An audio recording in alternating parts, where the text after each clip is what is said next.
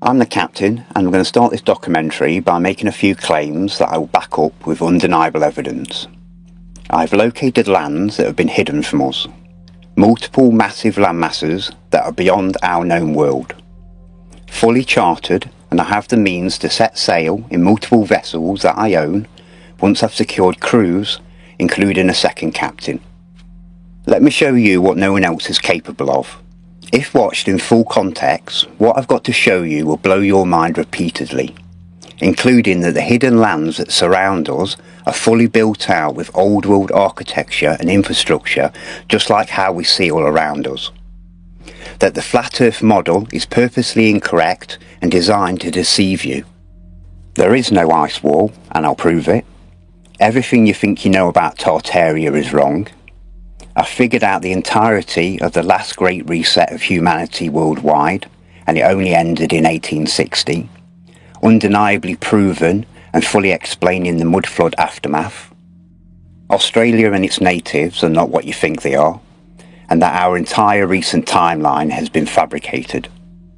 After decades of personal research down the rabbit hole, dividing truth from sheer conspiracy and fantasy, following a spiritual path that's been guided, I've took all the relevant individual research subjects and I've pieced them together.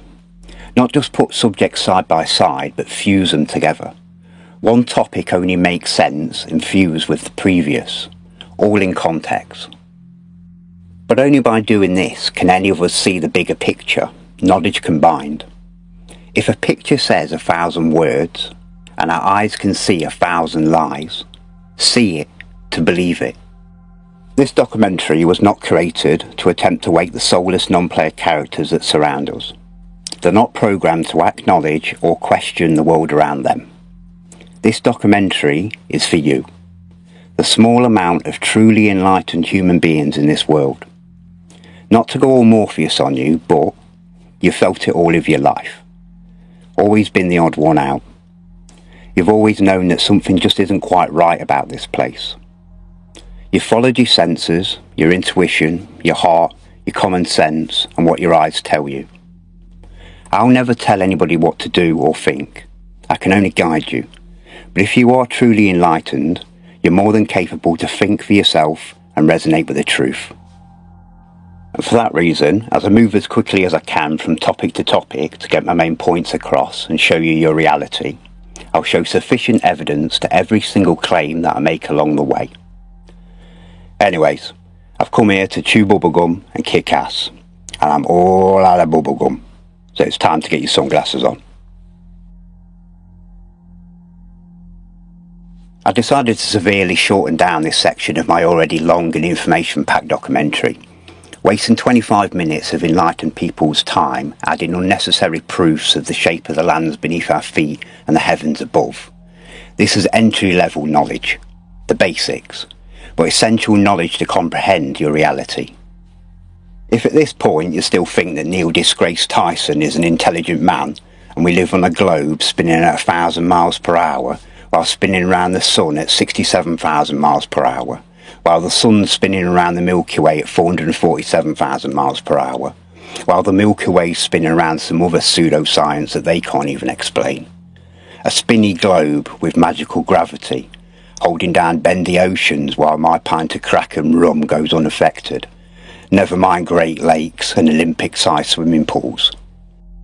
With fake CGI cartoon space, cartoon planets, cartoon stars, cartoon space stations, astronauts in space, cartoon satellites with cringy realities, Elon's shit cartoon car, Freemasons land on a plasma moon with tinfoil spaceships, upside down umbrellas, and embarrassing clip art cartoons from the moon.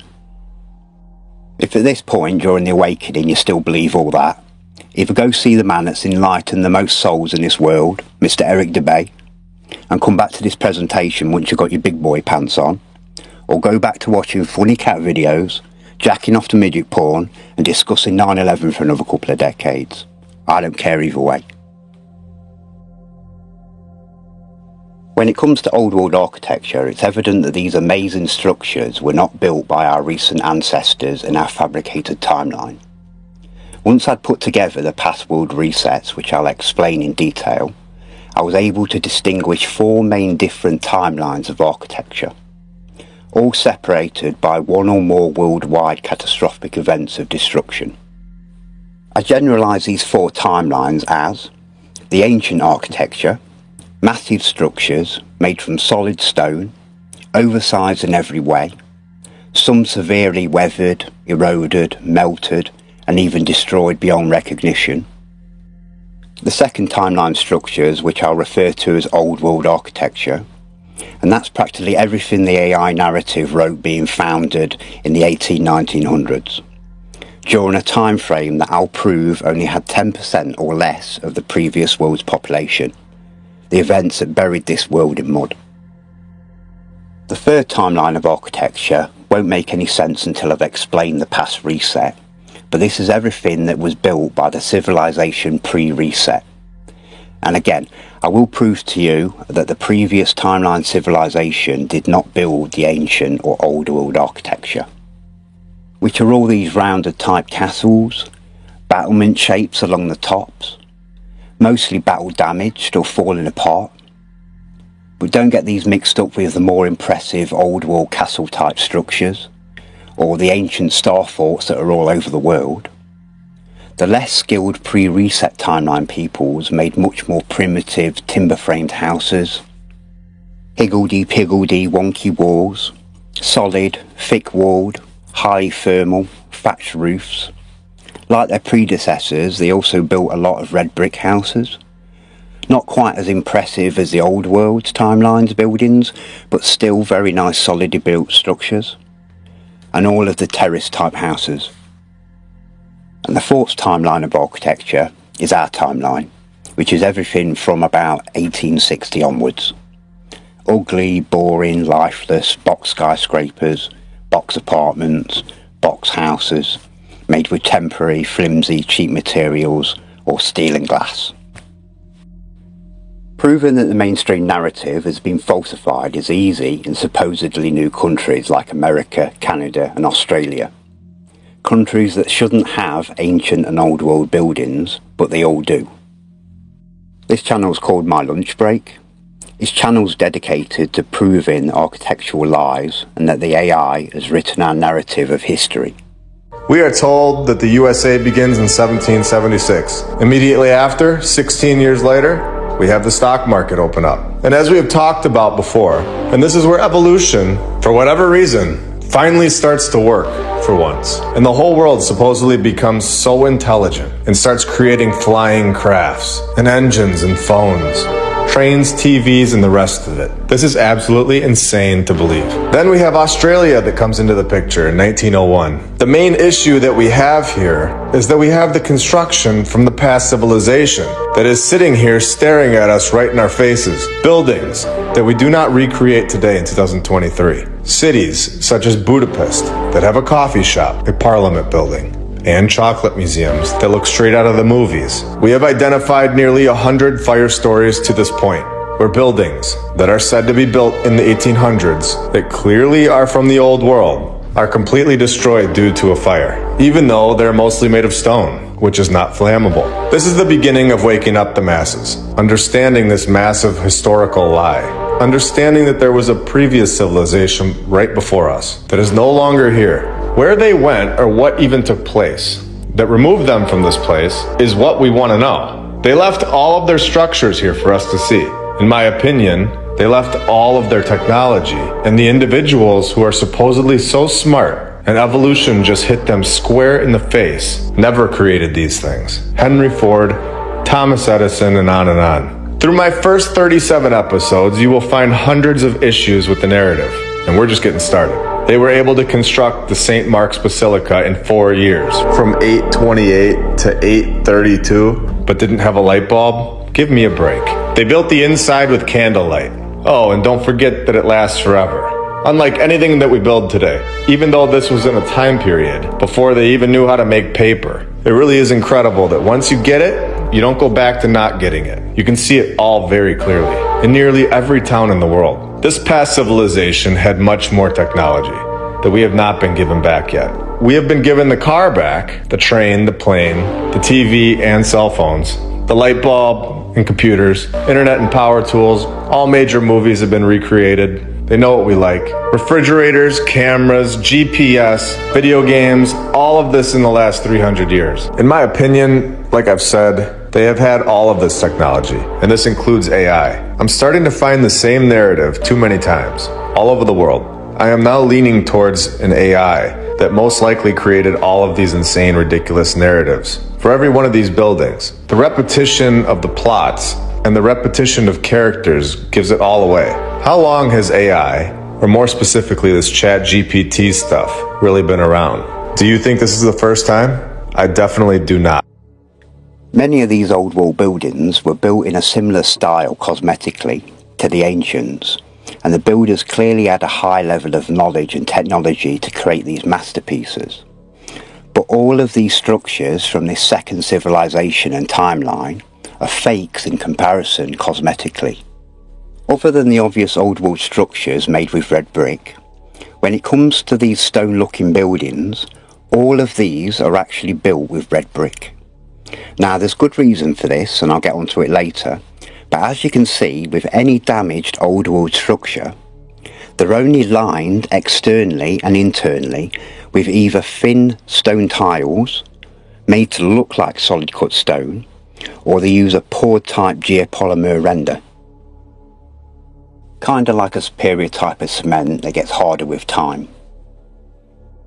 This is a perfectly good old world building being demolished. As painful as these type of videos are to watch, most show us the telltale signs of the construction methods used to build it. As you can see, this tower is made from solid stone blocks. Or is it? Once it's coming apart, you can see that it's just a red brick building with a thin layer of stone tiles.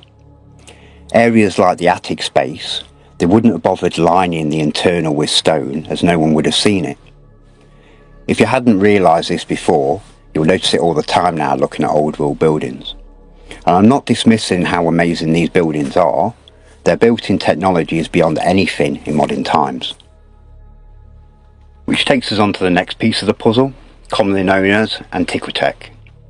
The ancient and old world civilizations knew how to harness an energy that's all around us called the ether, the fifth element that's been hidden from us.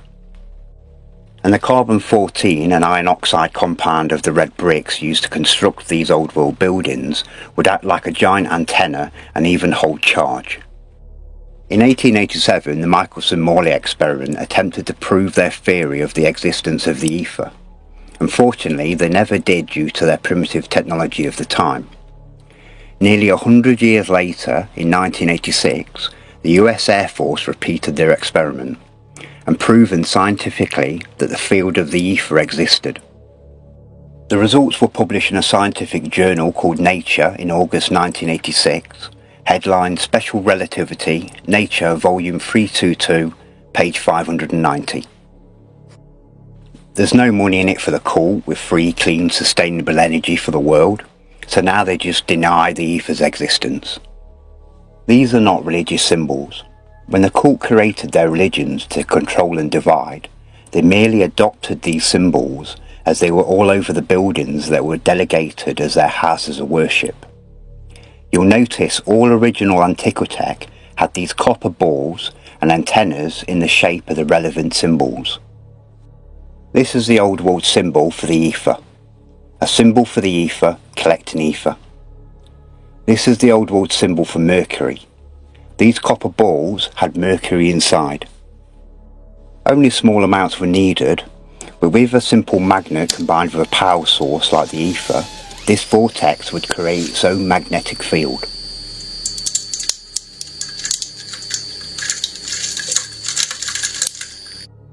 Unfortunately, as the years go by, they replace this tech with their cheap wooden crosses. It's why most of these buildings have copper earthing cables running from the antenna top to the ground. And no, it's not for lightning strikes. The only time a church will have any issues is if this tech's been removed. The skilled builders of these masterpieces would have taken lightning into account before construction. Plus they were designed to harness energy and last forever. Does anybody really think it took our dumbed-down society to come along and save these buildings that are probably thousands of years old? The last part of this subject, and something that will make more sense later on, are old world greenhouses. Incorporating geothermic technology, also harnessing the ether to grow supercrops unaffected by the exterior elements. Greenhouses that are big enough to feed entire cities. A similar technology has become popular in recent years called electroculture, a technology that uses electrical currents from the ether to enhance plant growth.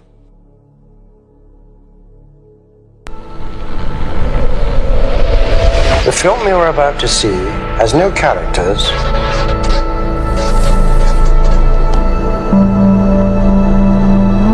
If you spare a little of your imagination, it is a film to describe to you the effect of cymatic frequencies on matter.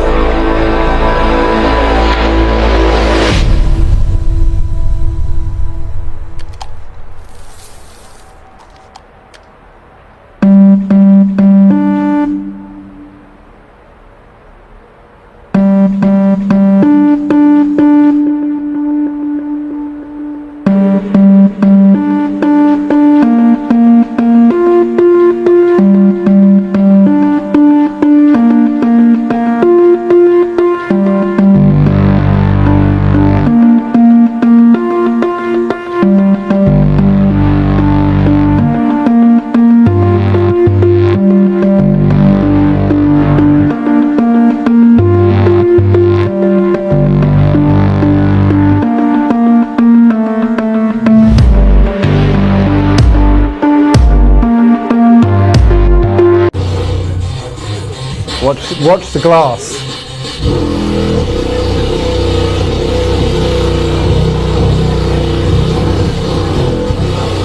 And now look at the metal, the steel.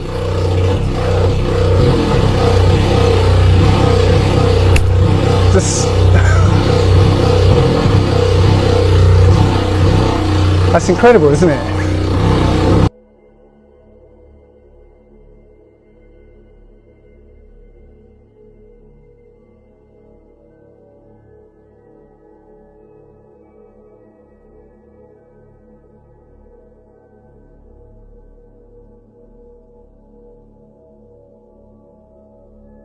The ancient and old world structures that we now call cathedrals and churches are not just power stations.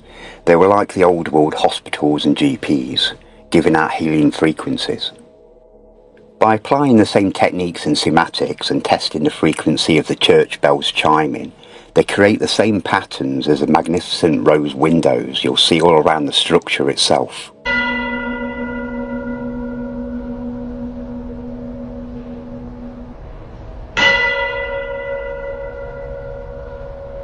The tolling bells would emit powerful vibrations and influence entire towns and their water supplies. Hence why there's tunnel systems under every cathedral, church and city worldwide. These fed the water supplies to its inhabitants around the cities. A technology taken from the ancients. The ether and the frequency of the bells would influence the molecular structure of the water. It'd be like drinking and bathing in life energy, life juice, the fountain of youth.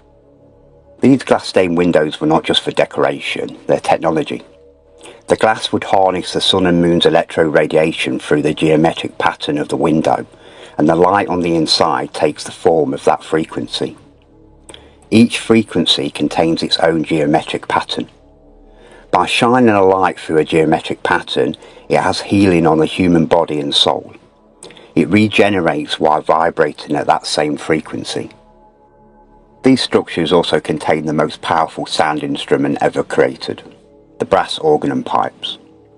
Breathtaking masterpieces. The organs would heal your organs. It's the reason why the ancients and old world civilizations lived longer than us and grew larger than us today. They've removed our power source, our mojo. Unfortunately, most of these original bells and organs have been removed, replaced, or never used as intended. You'll find that any of these giant bells remaining today are purposely damaged. And the narrative of their destruction is that the bells were removed worldwide and melted down to make bullets, guns, bombs and other military equipment by the cult to give to us to murder each other with. Demonic as always. In 1955, the Rockefeller Foundation, backed up by the International Organization for Standardization, changed instruments and music keytones to 440 Hz.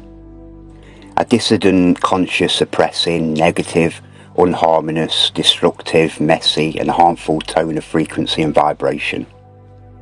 I would recommend changing your entire music playlist from 440 Hz to the widely available 432 Hz or the 528 Hz. You will feel the benefits. We're led to believe that we're just dumb monkeys that have to be taught how to speak. But even actual monkeys are born with the ability to communicate with their own kind.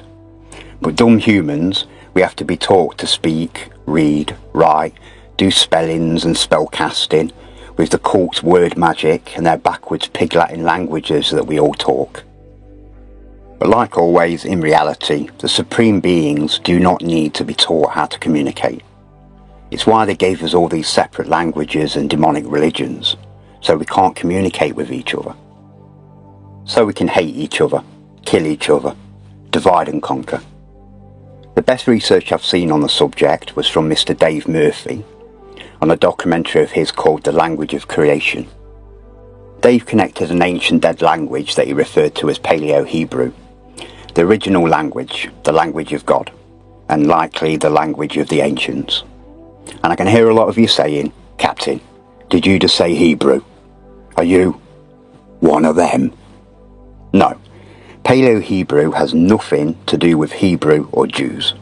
Hebrew doesn't even have anything to do with Jews, but watch Dave's video if you want more on that. Paleo-Hebrew is a pictorial language of images, sounds and mouth vibrations, just like what's referred to as ancient Egyptian hieroglyphs. Many other creatures in this world use a pictorial language, referred to as echolocation. Whales, dolphins, bats, lemurs, rats, birds and many more. They're not just making noises, they're transmitting and receiving images and sounds. A thematic experiment was made using dolphins, using a technique called climagraphs, which are patterns that represent dolphin language, similar to hieroglyphs. This particular experiment involved Jim McDough and a dolphin called a Maya.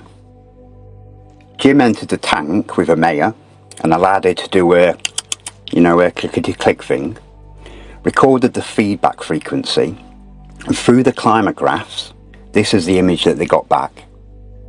And to Maya, this image would have been in full HD with sound included. And it's why when this frequency was played to a different dolphin with a few different people in the tank, the new dolphin was able to pick Jim from the others. When it comes to humans, we are born with the ability to communicate with each other, but we are indoctrinated out of our own language to where we don't even understand our own children when they're born and start to talk to us. The way I managed to find the exact dates and events that led up to the last catastrophic reset of this world, every society living in it, their economies, the massacre of around 90% of the world's populations, and the takeover from the same parasites that still run this world today, was quite simple, to be fair. And I'd like to explain how, as this will help you understand my main discoveries later on. I've studied old world cartography for a long time. I'm in my 5th year living on the ocean in my sailing yacht. Navigation, charts and map reading is part of my daily life as a sailor. And I taught bushcraft and survival skills for a decade, including navigation, so I'd class myself as an expert on the matter. While comparing old and new world maps, I noticed a couple of main differences between them. The first was that no old world map shows ice anywhere. Never mind on the North Pole or any ice on the lands that surround our world. But by the 1900s, the 20th century, ice started appearing on world maps. Now, the narrative says there's always been ice in these areas, probably for like a trillion bajillion years, right? There's no disputing that there is ice towards the north and near the lands known as Antarctica, which is rapidly melting. Most indoctrinated historians would just say that the cartographers that created these old world maps were just primitive morons and liars with huge imaginations, right? Fortunately for me, I know better. When you've got a map, for example the Abono Monte 1587, that's over 400 years old, but its charts are so accurate that I've used them to navigate the oceans today, I know that these cartographers of the past are way more knowledgeable and intelligent than most people of today. The second difference between old and new world maps were the shapes of the landmasses, and I'll quickly show you what I mean. So we've got South America in the modern day, and we've got South America before named it in 1587. As you can see, it doesn't look quite right. It's more like this nowadays. Here's Chile and Lake Titicaca in modern times, and again here's Chile and Lake Titicaca in 1587. Both line up perfectly. But as you can spot the difference, on the 1587 map, Chile is about 1,000 miles inland. But nowadays, Chile is on the coast. And as you can see, that due to Chile's position with Lake Titicaca, Chile hasn't moved location in recent times. They both line up, new and old. Now, a simple indoctrinated mind would come to the same conclusion. The old world map makers are morons. I had a more realistic hypothesis. Between 1587 and the modern day, there has been a worldwide catastrophic event of destruction which caused massive earthquakes, tsunamis, floods and the seas to rise. Volcanoes blowing their tops causing ash clouds that block the sun, causing a worldwide mini ice age.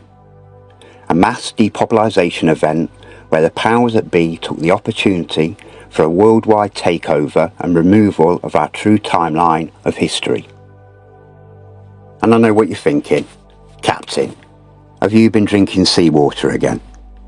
Nothing like that's happened in our recent history. A couple of years later, I needed provable answers, so I opened up a search engine and I asked a simple question. What was the average temperature of the 1700s? The average temperature during the 1700s was notably cooler, as this period was part of the Little Ice Age. The evidence and information surrounding this Little Ice Age is enormous if you ask the correct questions and code words. But for now, it just spat this temperature graph at me. Can you see it? Between the 16 and 1700s, there's a massive spike referred to as the Little Ice Age.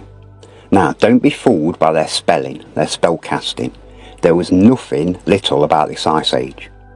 The indoctrination tells you that these Ice Age events happen like every 10 or 20,000 years, and they last for thousands of years. But in reality, at least in recent history, these Ice Ages happen about every 400 to 700 years, and they last for about 200 to 300 years. Rinse and repeat. They're like clockwork. The Little Ice Age reached its coldest point during a 70-year period between 1645 and 1715, known as the Maronda Minimum. As you can see, between about 1630 and 1700, the sun was blocked. There's a couple of theories to how this Ice Age occurred, but there's only one which is logical in my opinion. Volcanic eruptions started happening sporadically around the Pacific from about 1611 onwards, causing volcanic dust to rise to the skies. This fallout blocked the sun, in some documented reports from Europe, for an entire year, from one of many eruptions. This, on multiple occasions documented throughout this period of time, caused a decrease of the world's temperature. 3 particularly cold intervals, one began around 1650, another about 1770, and the last in 1850, all of which were separated by intervals of slight warming.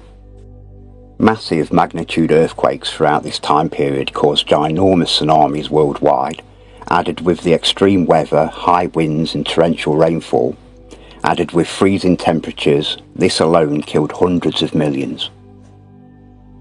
Now, with the mass amount of documented reports throughout this time period of volcanic activity, catastrophic 8 to 9.6 magnitude earthquakes, which are the highest grade and named great earthquakes that cause catastrophic damage and loss of life over vast areas. Supposedly a rare event, but during this time period I've counted approximately 130 of these rare events. Now, going back to my hypothesis that I wrote years before asking the correct question, tsunamis don't explain worldwide permanent flooding and loss of massive areas of land. So I asked another question. What was the height of sea level in 1700? As you can see, directly related to the Little Ice Age, around 1745, sea level started rising rapidly. Now, do I believe the accuracy and honesty of this graph? No, of course not. But even if this rise of sea level was 10 times this, it wouldn't explain the huge loss of land that's been admitted worldwide. Well, admitted when you know the truth. When you take the multiple reports across the UK and Europe detailing the extreme weather, torrential rain that went on for 200 years, and in some cases reports of it not stopping raining for years on end, non-stop, catastrophic disaster after another, imagine what that would have done to the land beneath their feet, never mind what it would do to crops. But all that waterlogged, flooded land would cause not only for the sea levels to rise, but massive mudslides on land, explaining the aftermath of the mud flood that buried this world, a subject that I'll put together for you shortly. With the reported permanent loss of large areas of land like the Danish, German and Dutch losing huge amounts of their coastlines, another example on the other side of the world, in Jamaica, June the 7th, 1692, a massive 8 magnitude earthquake struck Port Royal, Jamaica, causing the town to sink into the sea, resulting in approximately 5,000 deaths due to the quake and later tsunami. 2/3 of Port Royal sank into the sea, with many buildings collapsing due to soil liquefaction. The earth opened up and swallowed many people. Most of the town's 2,000 buildings were destroyed and many ships in the harbour were capsized. Now, even when you take into account all of the documented sea level rises, torrential rain, flooding, mud floods, tsunamis, this doesn't explain all these countries reporting massive land loss and the obvious land loss between old and new world maps. Like I've shown you with Chile now being on the coast. And they even admit that this area had significant coastal loss due to the Little Ice Age. But there has to be a more logical explanation for this. Something's missing. So I asked another correct question. Something that came to me in my dreams, in images, and something that at the time I didn't even know was a real thing. Can land break off continents and slide into the ocean? Yes, land can break off from continents and slide into the ocean, a process often associated with landslides or movement of tectonic plates. However, this is typically a gradual process rather than a sudden event. Well, tell that to the Jamaicans in 1692 when their city rapidly fell into the ocean within minutes, causing all of the deaths. Continents can break apart much easier than previously suspected. Shocker, right?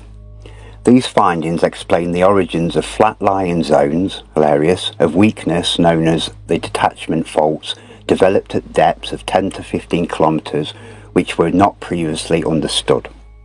Their conclusion: the volcanic activity during the general crisis of the 17th century played a crucial role in shaping the environmental and social landscapes of the time, contributing to widespread instability and conflict.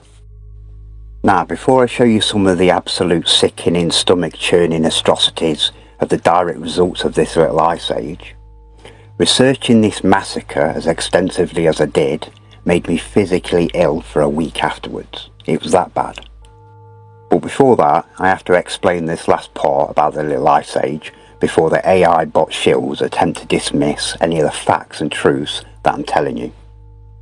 When you go onto the cults-controlled wiki page, it'll attempt to downplay the Little Ice Age, not only by its name, but as it says.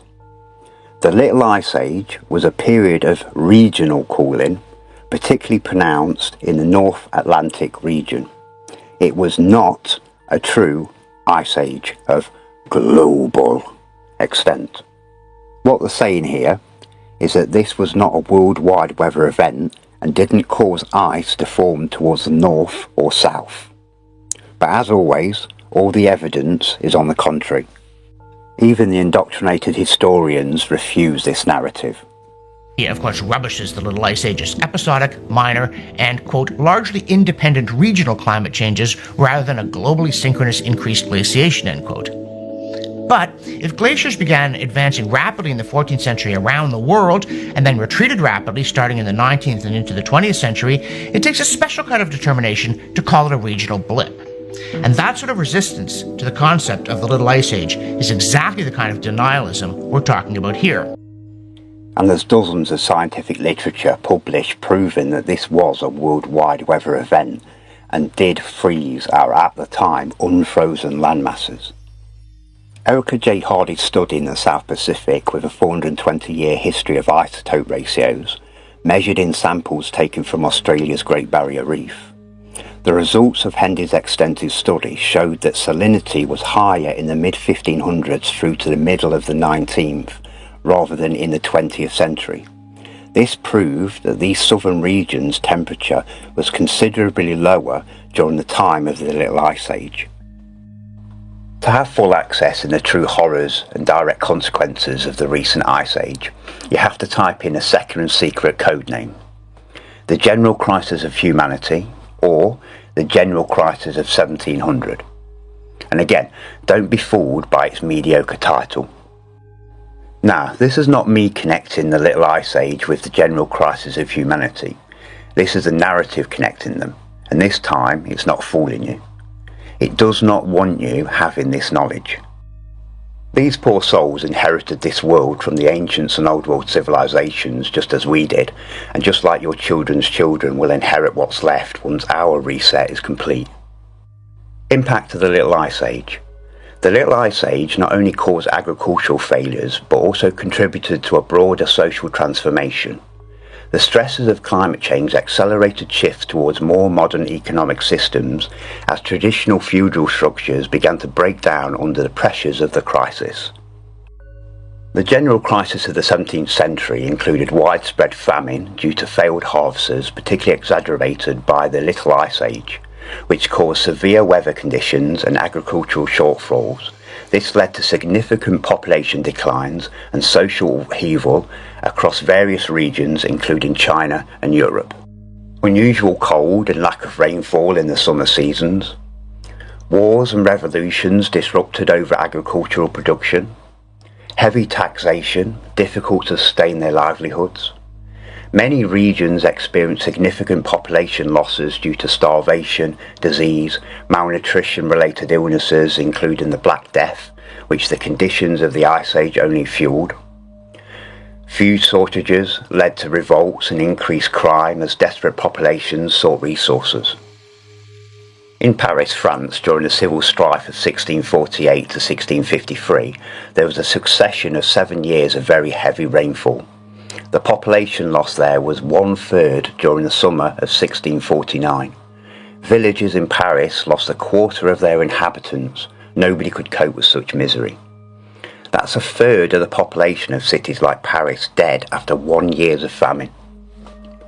Another famine in France between 1693 and 1694 killed 10% of France's entire population. France alone had 111 major famines over a 200-year period during the Little Ice Age. During famines across the UK and Europe, cannibalism was reported as desperate measures for survival, and I've read accounts of this happening worldwide until the late 1800s. Survival cannibalism was not only legalised, but pushed towards it when faced with starvation. Where do you think the phrase eating one's own children comes from? In one account that I read, a dismembered body of a 3-year-old girl was seen. Some parts were boiling in a pot on the fire, while others had apparently been consumed. The girl's mother assured that the child had died of natural reasons. Turn to cannibalism, eating corpses, deliberately killing others, most often children, for consumption. 2 factors put children specifically at risk. They could be more easily snatched and killed than adults, and their flesh was often considered more palatable. People resorted to eating their own children due to starvation. Across Europe, records show that 1 in 4 children died before their first birthday, and half of them didn't even reach the age of 20. I've read stories of mothers taking their children out into frozen forests and leaving them to freeze to death because they couldn't feed them. Malnutrition prevented them from producing milk. Stories of men riding their horses in such freezing conditions that the horse's skin freezes and they're able to slice flesh off the horse's back and eat it while the horse, being so numb, doesn't even feel it, and the wound would freeze within seconds. During this period and other previous resets, the cult loved their paintings, often referred to as the Massacre of Innocents. Paintings worldwide of true events where children are being brutally murdered for consumption. This particular painting was created by a piece of shit called Pierre Bugel, named the Massacre of Innocents. This oil painting was later painted over, but originally it pictured children being dragged from their mother's arms and being murdered upon orders of the king and church. A mother weeping over a dead child, begging for mercy, kicking in people's doors, snatching children, stabbing children, stabbing them with spears. Personally, I think paintings like this should be burned, but this particular painting is on the dining room wall of Windsor Castle, the home of the King of the United Kingdom. Absolutely disgraceful. Catastrophic population losses worldwide. Food shortages affected both human populations and livestock, resulting in a high mortality rate amongst animals due to the lack of feed and resources. Increased prices for remaining livestock caused social unrest, and this explains why the pre-reset people's timeline were building huge greenhouses. They were protecting their crops from the elements of the Little Ice Age. There's too many events like wars, civil wars, massacres and other horrors that's directly related to the Little Ice Age and the general crisis of humanity to even mention, but here's a list of a few that I personally researched. The general crisis contributed to the conditions that ignited the American Revolution in 1775, but due to the conditioning, most Americans today still believe it was over the English adding a tax on tea. This era was marked by various massacres, civil wars and disputes, with an enormous loss of life. In 1709 alone, Paris, France had temperatures dropping to -15 for extended periods. The extreme cold led to famine and hypothermia and caused an estimated 600,000 deaths by the end of 1710. Sea ice surrounded Iceland, trapping its population. Then its volcano Laki blew its top, killing over half its population in a single day. Finland's winter of 1696 to 97 killed 40% of its population in 1 year's famine. Estonia, the same winter, 1696 to 97, killed 50% of its population. Rivers across the world, like the Thames in London, would freeze over with a foot deep of ice and house the Thames Frost Fairs from 1607 to 1814. Now, before I go through the world's death rates during the Little Ice Age and the general crisis of humanity, I want to show you how the AI hides all of this from you, how sneaky it is. I'm going to type into a search engine, the fall of the Ming Dynasty, but you can ask about anything related to the Little Ice Age and you'll find the same deception. I specifically asked about its fall, and as you can read down every link, scrolling for hours and hours, you won't find any mention of the Little Ice Age or the general crisis of humanity, because they don't want you connecting the truth of our past. But let's type in another question. We won't use the word fall, as in the fall of the Ming Dynasty. We'll just type in Ming Dynasty. But this time we'll include the code name, the Little Ice Age. The Little Ice Age significantly impacted the Ming Dynasty and contributed to the dynasty's decline and eventual fall in 1644. The same time period that Tartaria was wiped out and removed from history. Something I'll put together for you later. Now, the AI does this because it knows that you know the truth already, so it gives you the second narrative. We've got what I call the mainstream narrative, the usual dog shit taught in schools, the cults indoctrination camps. Then we've got the narrative, what they'll admit to when you already know the truth. Then of course we've got the actual truth, the deep dive that uncovers the true horrors of reality. Another quick example. Ask for the population of China in 1600 and it states a massive population incline. Add the Little Ice Age to the question and it states that there was a massive population decline during exactly the same period. Asking the same question, same search engine, within a minute of each other, and it gives two opposite answers. By 1850, China had lost 95% of its population, but the mainstream would tell you that they went from 150 million to 400 million during the Little Ice Age and general crisis of humanity. This dumbass AI can't fool me. AI is no match compared to an enlightened human brain and heart. On to each country's death rates. No search engine will give you approximate numbers or percentages, but they will tell you, for example, the Ming Dynasty at the time collapsed, causing the deaths of all of their 300 million inhabitants. Being the majority of China at the time, and including all the other accounts of major famines, civil wars and catastrophic destruction of the area and loss of life throughout this period, I can take all of this information that I've consumed on this subject and state a fairly accurate estimate on most countries' population declines that had good record keeping at the time. The Ming Dynasty, 100% dead, 300 million. That's the current population of America. The country called California, 100% dead, approximately 10 million. And I'll get onto California later, but this is not California of today. No different to Tartaria, a country and its people destroyed during the Little Ice Age and removed from history. A landmass 4 times the size of Europe. Only difference, California was completely destroyed and sunk to the depths of the Pacific. The Norse clans on Greenland, 100% dead, approximately 10 million. Iceland, 100% dead, 200,000. Rapa Nui, aka Easter Island, 100% dead. France, 99% dead. And as odd as that may sound, I have good reason, and once you start researching this reset yourselves, you'll know what I mean. It's almost impossible that the French survived this. The early first wave of American settlers, 95% dead. What's now referred to as American Indians, 95% dead, approximately 100 million. And it wasn't because of smallpox, unless smallpox is a code name for genocide. Tartaria, 80% dead, approximately 300 million. Again, I'll get onto the Tartarians later. Finland, 95% dead. Estonia, 95% dead. Ireland, 90% dead. Germany, 80% dead. Spain, 70% dead. England, 70% dead. The Dutch had its supposed golden age between the late 1500s and 1700s, but they were still on their knees like the rest of the world, with a 50% population decline by 1800.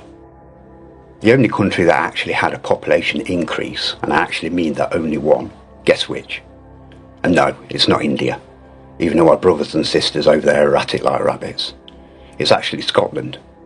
My family is Scots, both sides. My mum's from Stranraer and my dad's from Glasgow. Norse and Scottish genetics suits my soul well. Us Scots have got grit. Every nation is turned upside down, leading some great minds to suspect that we are approaching the end of the world. Kinda sounds like nowadays, right? This lot thought Jesus was coming to save them too. Like I said, rinse and repeat. Now bear in mind, the mainstream narrative claims that nearly every masterpiece structure around us was built around 1800. All while the world's population was down to 10% and people were still eating their own children to keep themselves alive for a couple more weeks before they starved to death themselves. Not bad, right? But dig a little deeper and we don't see the mass building of masterpieces worldwide. We find empty dead cities worldwide. Inferno after inferno as they burn the remnants of the perished and the massacred populations. It's easier to burn these places to the ground than it is to clear them by hand. Great fires in almost every city worldwide during the same time frame. Entire massive built-out cities ablaze, with narratives like someone dropped a candle or burnt some bread that caused an entire city to burn. Most of the time, no or little reported deaths. There's no one that could have burned to death. They were dead already. Fire cleared and cleaned the land for our timeline's period, but it's evident that this was more than fire. These areas look more like war zones, protecting certain areas and structures that were selected to keep. I'd say it was more like something they dropped on Hiroshima or Nagasaki in 1945. Before I go on to the next subject, this previous reset that I've just shown you wasn't the only reset that I found. I found all of them. Now, I'm not going to go into the others as they're irrelevant to the bigger picture and what I truly want to show you. Plus, in my opinion, our future is more important right now than our possible ancestors' past. You can identify all previous resets by following science on climate, isotope ratios, that kind of thing.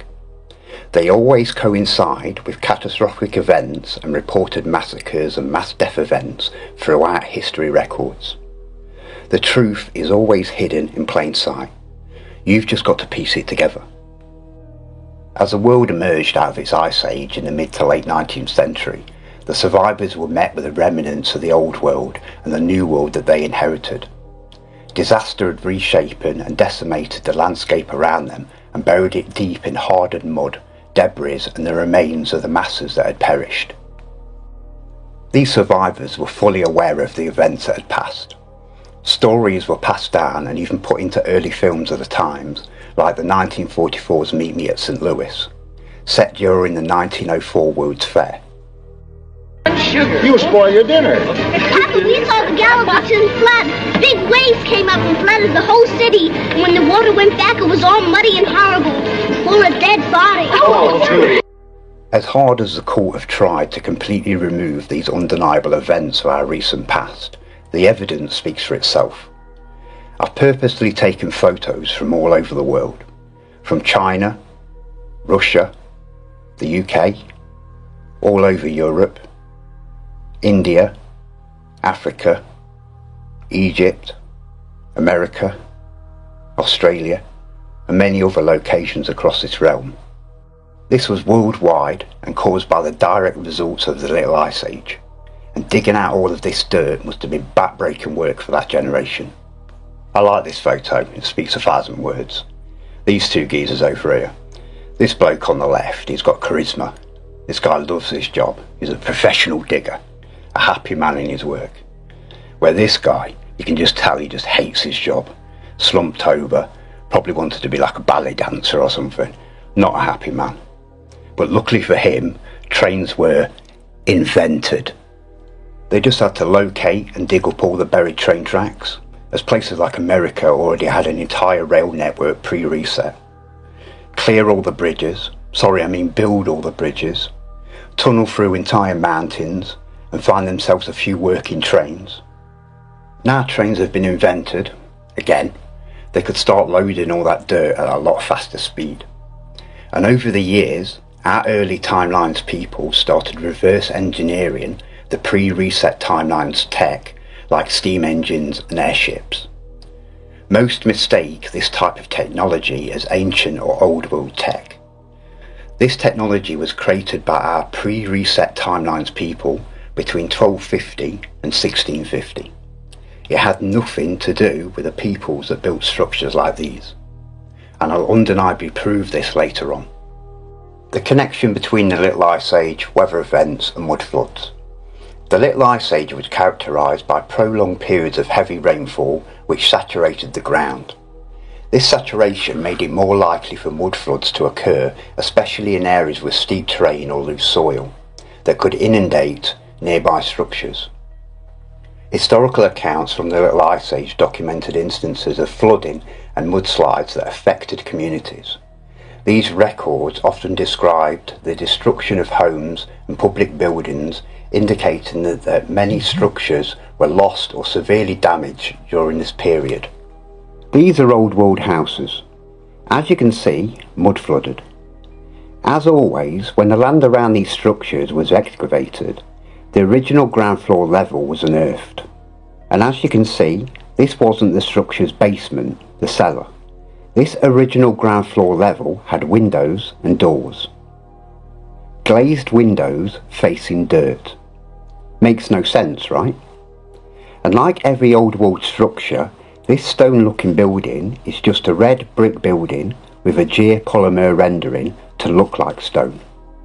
This ancient structure, now called the Mormon Temple in Utah, North America, was supposedly dedicated in 1893, wanting us to believe that its construction was finished in 1893.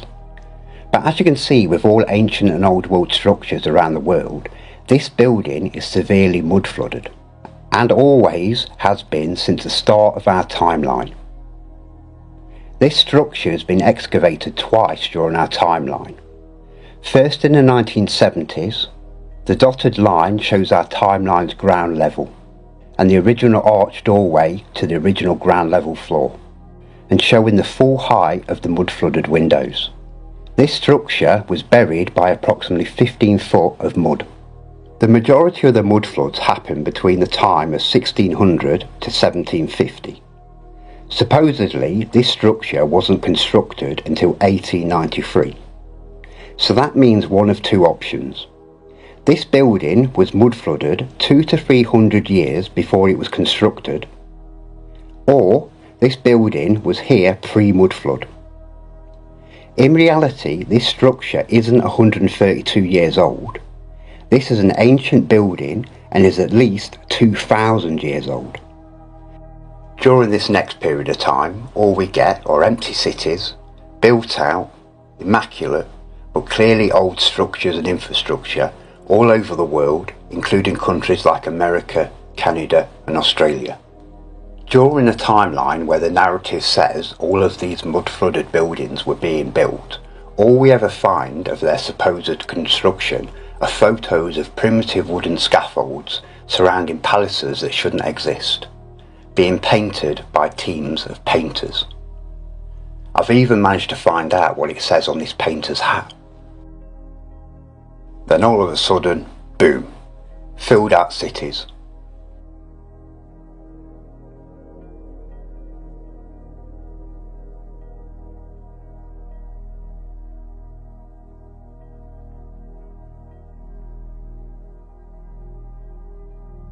After the direct results of the Little Ice Age, the following crisis of humanity and the decimation of the world's population, where did all these people come from?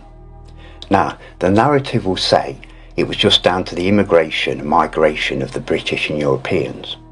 And I'm not saying there wasn't immigration going on at the time, but due to the fate of them early settlers and the harsh climate during the recent Ice Age, Westerners were very apprehensive about immigration to these new worlds. No matter how many offers and incentives to move there, like all the posters and pamphlets distributed at the time, offering millions of pre-built old world houses, given away for free, and offers of millions of cheap square miles of land that they wouldn't have to pay for up front, free transport across the Atlantic, and set up grants to get living the American dream. We'll dig a wee bit deeper and we get a different repopulation story. While hidden in plain sight, the second narrative will admit a more sinister recent past. Over 540,000 children were distributed to and across America alone, in the community more commonly known as the orphan trains. Now, were these poor children orphaned by the horrors of the previous reset, or was there a more sinister explanation to this? The next part is more of a question on my behalf. The incubator babies. Were these really incubators as we know and use them today? Or was this a period of time between 1860 and 1920 where they were creating humans, genetically modified organisms? And is this where we get all of our soulless non-player characters that surround us? This despicable Jew's name is Martin Arthur Kearney, an apprentice obstetrician who worked under the obstetrician another despicable Jew called Pierre Constant Burdin. After the main repopulation of the world, Kearney, known as the Incubator Doctor, travelled the world's fairs across the world with his freak show circus type attraction of incubator babies boasting real, live human babies on display. This received worldwide attention and press coverage. Now, where was this parasite getting its constant supply of live babies from? My mum loves me with every fibre of her soul, and I was born weighing 10 pounds and looked like a potato. She couldn't even have a cup of tea without me drinking it. So what mother would give over their new or premature baby to a sack of shit like this during a time frame when every country's population had been severely reduced and begging for people to populate them cities?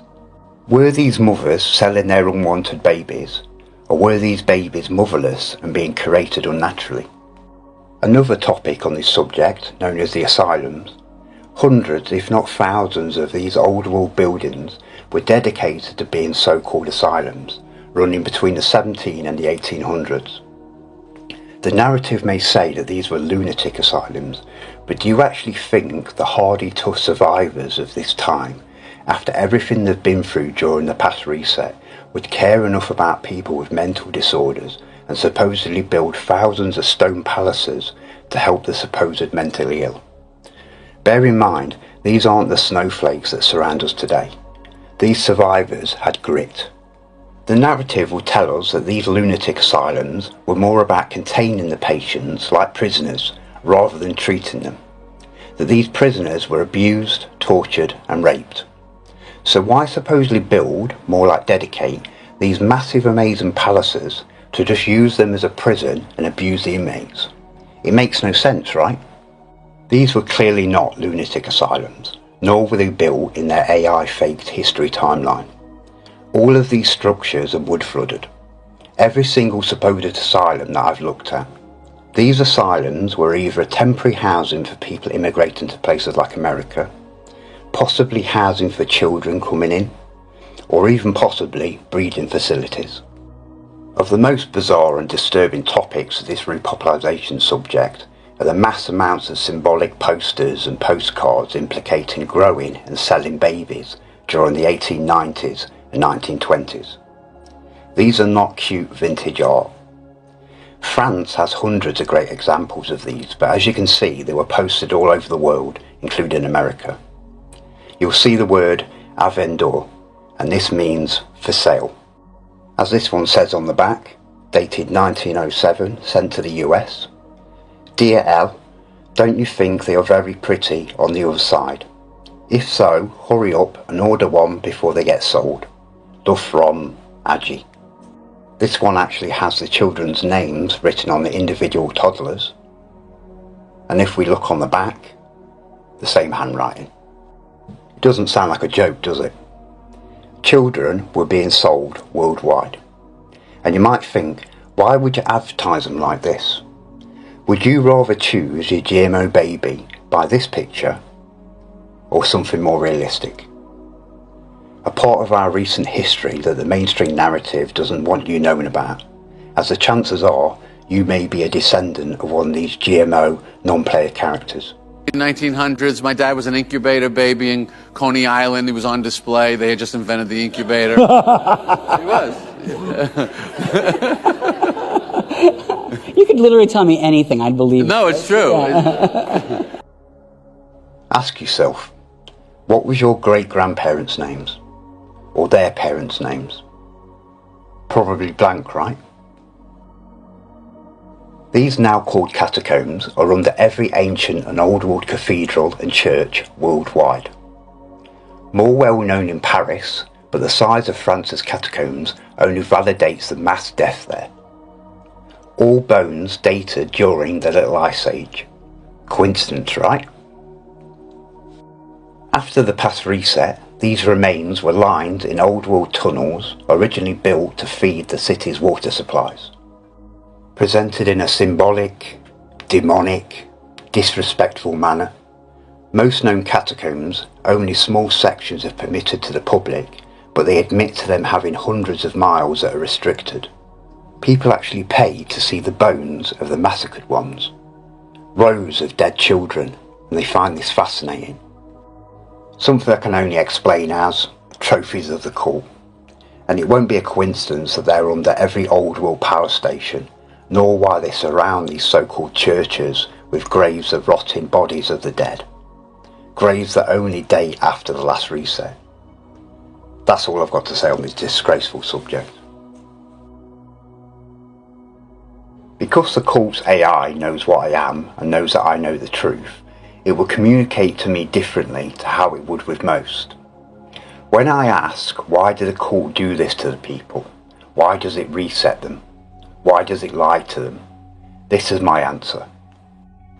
When empires, nations or rulers win a war or overthrow a system, they also rewrite the narrative to justify their power. If people knew all the ways they'd been exploited, they'd resist. Suppressing certain truths maintains control over populations. Education systems are designed for compliance, not exploration. Kids are taught clean versions of events instead of the messy reality. Truth threatens power. A population that knows its real history is harder to control. A society that remembers lost knowledge doesn't need rulers. A people who understand how often we've been reset would question everything. Whole empires, lost technology and cultural worldviews don't fit neatly into textbooks. A cult literally means hidden.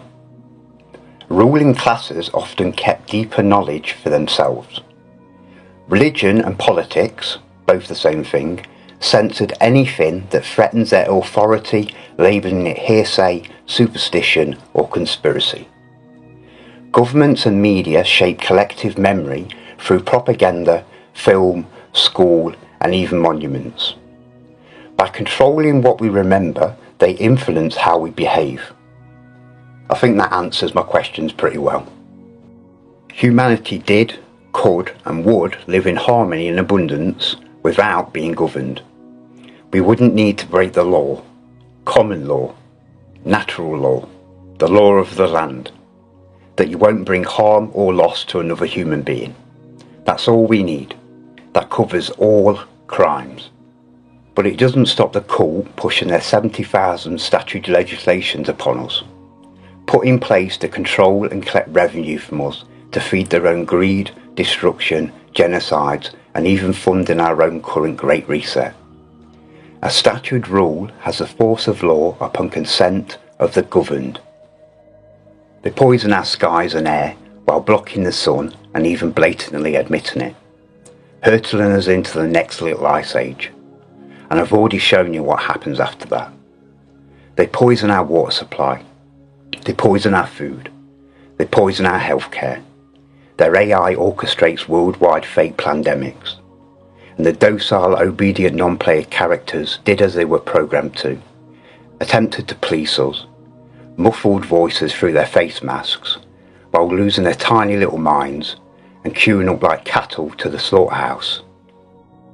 Not that they haven't pulled this scamdemic before. There's absolutely nothing new under the sun. Just tests to gather data on the next course of action needed and to fit all their infrastructure. All areas and subjects of the truth movement have been infiltrated by shill deceivers and what I call non-player character truthers. Non-player characters playing conspiracy theorist, pushing 5% truth with 95% fantasy bullshit, misinformation, fear and deception. And then we've got the fully AI controlled truth content creators, spouting the same shite as the non-player character truthers. It's the same issue with genuine truth journalists. It's their beliefs that hold them back, as designed to, from ever uncovering 100% truth on the particular subject that they report on year out. Stagnating on one piece of the puzzle and making no effort to discover the bigger picture. Or spouting beliefs about their imaginary ice wall that traps them in the flock in their own minds. Something I will soon undeniably prove does not exist. Where do you think the ice wall and flat earth model come from? One of the biggest deceptions that this cult brainwashes even supposed truthers with is their religions. By following a strong spiritual path of enlightenment and having a true understanding of what you are, only expands your mind, body, ability and raises our frequency. We don't need their religions that close your mind and traps you in fear. put in place to control, divide, and cause you to hate each other, to kill each other, to make you vibrate at your low levels. When it comes to this Satan's little season that most so-called truthers are rambling on about, the cult has made the masses believe and worship a fake god that was created through rape. And I'm pretty sure it's one of the 10 Commandments and a sin to fuck another man's wife.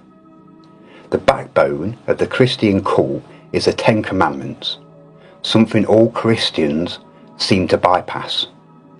For example, thou shalt have no other gods before me, your God, and thou shalt have no other saviours but me, your God. But Jesus is your God and your saviour, created through rape, right? And his dad, psychopathic God that massacred this world by flooding it, killing every man, woman and innocent child. The cult have fooled all religions into worshipping evil, to make sinners of you all. Maybe this is why the cult reset and massacre the population so often, collecting the souls of their flock. The timeline before the last reset believed that Jesus was coming to save them too. He never turned up.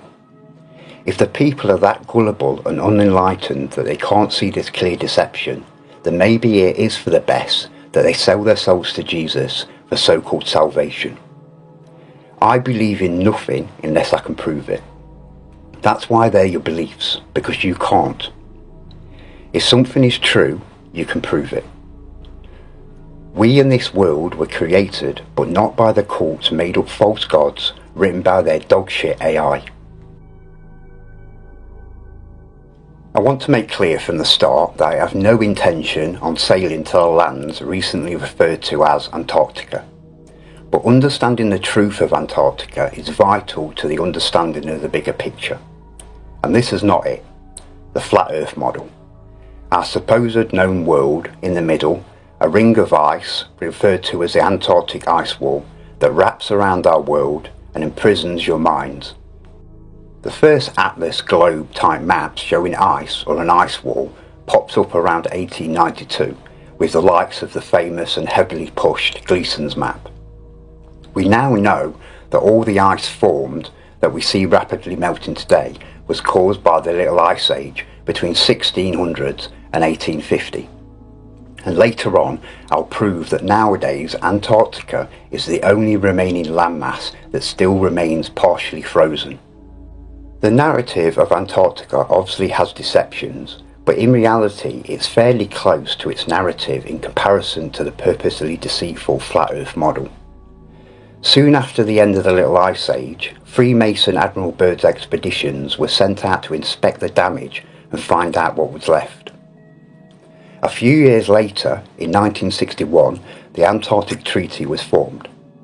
The only agreement and treaty signed by all high-power nations and never broken.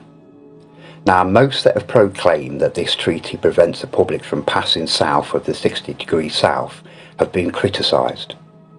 Now, don't get me wrong, restricting us beyond the 60th south is exactly what the treaty does. But number 2 of their rules states there will be complete freedom of scientific investigations. Now, by all means, apply for permission from your governors, begging to explore Antarctica to scientifically prove that their own bullshit narrative is alive. And if you're granted permission, I will fully fund the expedition and take you there myself. But you will be ignored, investigated or denied. And don't think you can lie your way to permission. As it says in number 7, all Antarctic stations and all ships and aircraft supplying Antarctica shall be open to inspectors from any treaty nation. But they do add number 6. The treaty applies to all land and ice shelves south of 60 degrees south, but not the seas. Which quickly takes us to their fake Antarctic trips, holidays and vacations. We've got South America. Down at the bottom we've got Cape Horn and Drake Passage, an area of ocean 600 miles wide.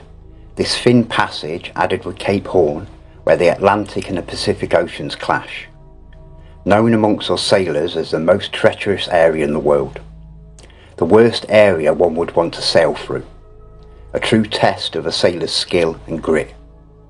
a place that's claimed tens of thousands of lives. So when it comes to trips to Antarctica, this would be the worst area to make the crossing by vessel. Keep that in mind. The narrative and deceptive tour guides claim there's 8 different ways to explore Antarctica, and you can book tickets for a couple of them for about £10,000 to £30,000 per person, sometimes just for a 2-day trip. Number 1, the classic Western Peninsula voyage. Crossing the Drake's Passage by vessel, even jokes about the unpredictable seas of death, stopping at the Shetland Islands, King George Islands and Half Moon Islands, none of which are Antarctica, but the flooded Caledonia of Deception Islands. You just can't make this shit up, and we'll get back onto that later. Number 2, cross the Antarctic Circle. This one sounds more promising, right?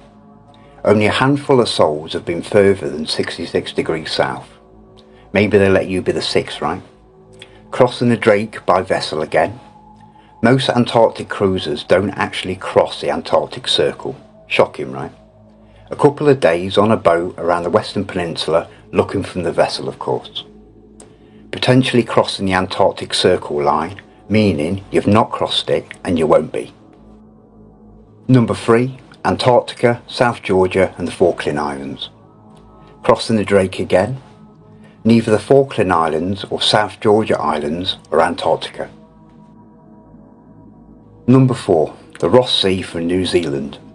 Only a handful of ships per year head south from New Zealand, so good luck trying to book this fake Antarctic trip. But even if you did, the pristine Snare Islands, the Macquarie Islands, the Campbell Islands and the Auckland Islands are not Antarctica. Number 5, the Weddell Sea and the Eastern Peninsula. Crossing the Drake Passage again. Paulet Island on the tip of the peninsula is not Antarctica. Number 6, fly to Antarctica and onto the pole. A 5-hour flight to what they call the geographic South Pole, what a joke, but they get 3 to 4 hours here. In reality, you're flown to near the peninsula and shown a cheap barbershop pole for a selfie opportunity. Don't bother taking your compass because it won't indicate you're anywhere near the South Pole because you're not. Number 7, the semi-circumnavigation. A vessel from New Zealand across the Drake Passage. Peter First Island, sailing round the Mundan Sea, Ross Sea or Ross Island is not Antarctica. Plus, the Ross Ice Shelf is where all the sheer ice wall photos come from. But in reality, it's just this little bit. Number 8, hilarious, fly over the Drake. Just a plane trip, no landing, enough said. Now, it's time to show you what your world used to look like. Some of you may have seen this before. This is the Abono Monte chart from 1587. One of the largest old world maps at 10 foot by 10 foot. A truly outstanding and accurate chart, but I have no intention using this 400-year-old chart to navigate to the lands that have been hidden from us. Remember earlier, the way I found the past Great Reset, the Little Ice Age and the crisis of humanity was because of this very map. It's no coincidence that it's the least documented old world map amongst supposed truthers. They don't want you looking at this map as you may discover the hundreds of truths and hidden knowledge that I have. But even the cool has to follow the rules of this world. The truth must be there to find, hidden in plain sight. But they do love to turn your world upside down, in every way, even literally. Due to pesky cartographers and historians that retain a soul and minds to think, proving that the currently used Mercator map is completely distorted and inaccurate compared to the slightly more but still deceptive Gauss-Peter projection map, the court have been forced to roll out their damage control and, as always, slowly adapt a new deceptive narrative. But trying to wrap our world around a globe distorts both of these deceptive maps. There's many good presentations and papers written on this subject. The main part overlooked concerning the Gauss-Peters projection map is that it's meant to be this way up, a reality that I'll explain later on. All genuine maps, new and old, are navigational aids for land, sea and air. Any charts I show are predominantly charts for sea navigation. All real maps include the key to navigate safely the very map itself. If a map does not include this, it's just a pretty picture or fantasy art like this pile of shit that all the non-player character truthers shill out. In modern marine navigation, we use multiple types of technology to travel accurately and as safely as possible. Very few modern civilian sailors can read paper charts and plot a heading. Like with most these days, technology strips their human skills that their ancestors thrived on, making lazy, incompetent and easy to dispose of sheeple. Even though I have chart plotters and other tech aboard like radar, I understand that technology is a lot of the time unreliable. But the captain's old school. A simple compass or a clear view of the sun or stars is all I need to navigate this world around us. Added with new and old charts, more reliable tech like my autopilot, radar, plus knowing all the sea shanties, I'm in my element. I've translated Monty's 1587 map in its entirety from ancient Italian to English. Now, do I believe that Monty pictured the exterior lands and their coastlines in perfect detail? No. Not only have these lands been decimated during the Little Ice Age, but you'll see these lands were relatively unknown in Monty's timeline, the people pre-reset to us. This was the edge of the known world in this time frame. The most important job of any marine chart is to inform how to travel from land to land. Routes, ports, tides, dangers along the path, that kind of thing. North is to our world centre in all directions. South is pointing outwards in all directions parallel to north. Right, when facing north, is east. And left, when facing north, is west. For example, to travel to Galicia, one of the exterior landmasses, I'd go to the middle of Galicia, and pictured by Monty, and point direct north. Leads me to what's now called South Mexico, around these ports. On this site, it shows me what landmasses were called as far back as 1550, depending on the date that you enter down here. As you can see, modern day Mexico.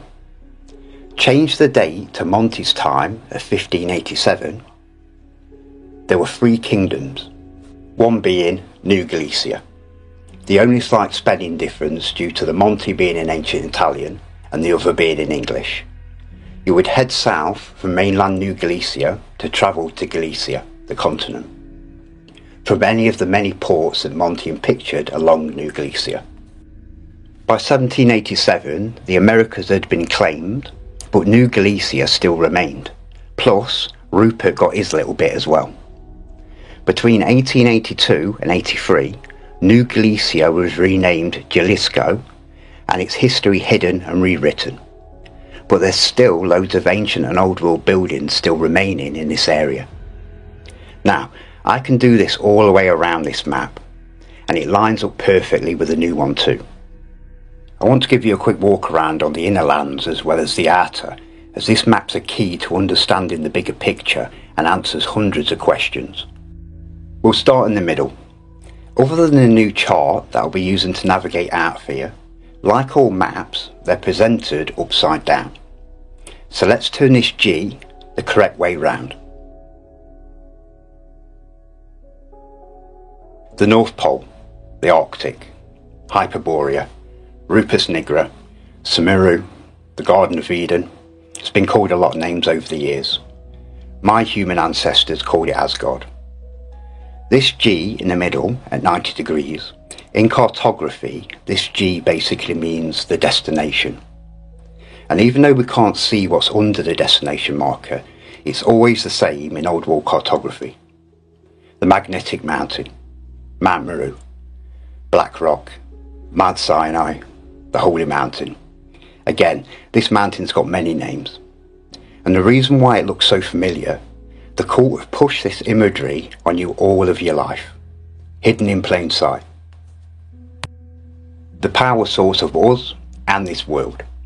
4 islands separated by 4 rivers, one always charted having 7 heads. The original Euphrates River. The mountain described like a heart, drawing the oceans in and pushing it back out, causing the tides and the world's oceans currents, feeding a balance of warm water around our world's oceans. Like any plasma source, each side of Hyperborea we have the anode island and the cathode island. The cathode, the positive, life-giving, magnet pole and deep green island. The anode, the negative, life-taking, pole of the magnet Husiarka. Now, I can't actually translate what Husiarka means, maybe one of you know, but just breaking down that word, arca, magnetic, maybe there's a connection there, I'm not too sure. The anode and cathode islands have been shown in many other old world cartography, showing an understanding of this world up until our recent timeline.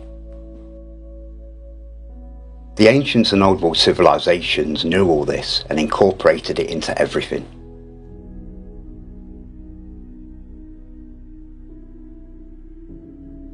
Now, down onto the North Sea, towards the Atlantic, we've got Greenland and Iceland, Friesland and Hiltland, two more countries sunken during the Little Ice Age around 1783 and removed from the AI's history. We've got the UK, Scotia, Scotland, Aberdeen, and we've got Elgin, Glasgow. Over to Ireland, you can clearly see Dublin, Ingal, England, Lincolnia, Lincoln, Londra, London. Over to France, we've got Paris, somewhere I'm soon sailing with my son, St Michael's Mount, a stunning ancient island city off the coast of Normandy, Le Merville Abbey, which sits on top of the mount about 300 foot above sea level. I love gems like this that survived the Little Ice Age events. On to the Mediterranean, we've got Spain, Italy, the Pisa Tower, possibly before the mudslides during the Little Ice Age gave it its lean, Egypt, the pyramids. Cairo is one of the largest cities pictured on the Monty map. Going over the Atlantic, remember this is 1587, so Canada only had Canadian provinces at this time, but fully built out with the ancient and old world infrastructure that we see there today. Take note of the griffin, that'll make more sense later. The translation was a little off on this one, but it basically says something along the lines of, here are griffins with 4 feet like eagles, and I'm pretty certain it says something about large crabs. But the other translations in Canada came through perfect. When these villagers were discovered, they found very large, almost giant men and women, and they escorted the convoys chained, beardless and naked, genocided and enslaved like all natives. Down the east coast of what's now North America, we've got Florida. Florida was discovered in year 1522, about Easter, the day on which it was discovered. Now, it says discovered twice. Discovered only 65 years before this map was created. So shows how little this timeline knew before they were reset themselves. And it wasn't the so-called American Indians building these cities and living here, as I'll prove shortly. Down to Mexico. At the time, Mexico was just a city, not a country. And Monty pictures this city perfectly. Before its complete destruction during the Little Ice Age, Mexico was the largest city and capital of the Aztec Empire. The Aztecs were not the primitive savages that the mainstream pushes. Towards their end, sure, they had become more savage and started sacrificing people to their weather gods, but only due to the direct results of the Little Ice Age. But at the same time, the Satanic Church were burning hundreds of thousands of women due to thinking that they were witches and using their witchcraft to create the bad weather. Sometimes the woman's entire family and children were burned at the stake. So were these Aztecs any more stupidly despicable as the rest of the so-called civilized Christian world at the time? But once the sea ice melted, the Aztecs were given their Christian genocide and colonised immediately. Over to the west coast of America. Anyone that knows their geography knows this looks odd. This well-known and documented country called California was amongst the largest land to be lost during the catastrophic destruction of this area during the Little Ice Age. And as you can see, we've got modern-day California where it is today. And just up, we've got San Francisco as expected, with active volcanoes that blow about 20 years later. This entire area, 4 times the size of Europe, first flooded into its own continent, then snapped off into the ocean around 1630. It's where Americans get their myths that one day California will snap off and sink into the Pacific Ocean. It's not that modern California will fall into the ocean, it's that California, the country, did fall into the ocean. It's like Chinese whispers from your ancestors. And bear in mind that the mainstream narrative says that San Francisco was found in 1776 and named in 1847.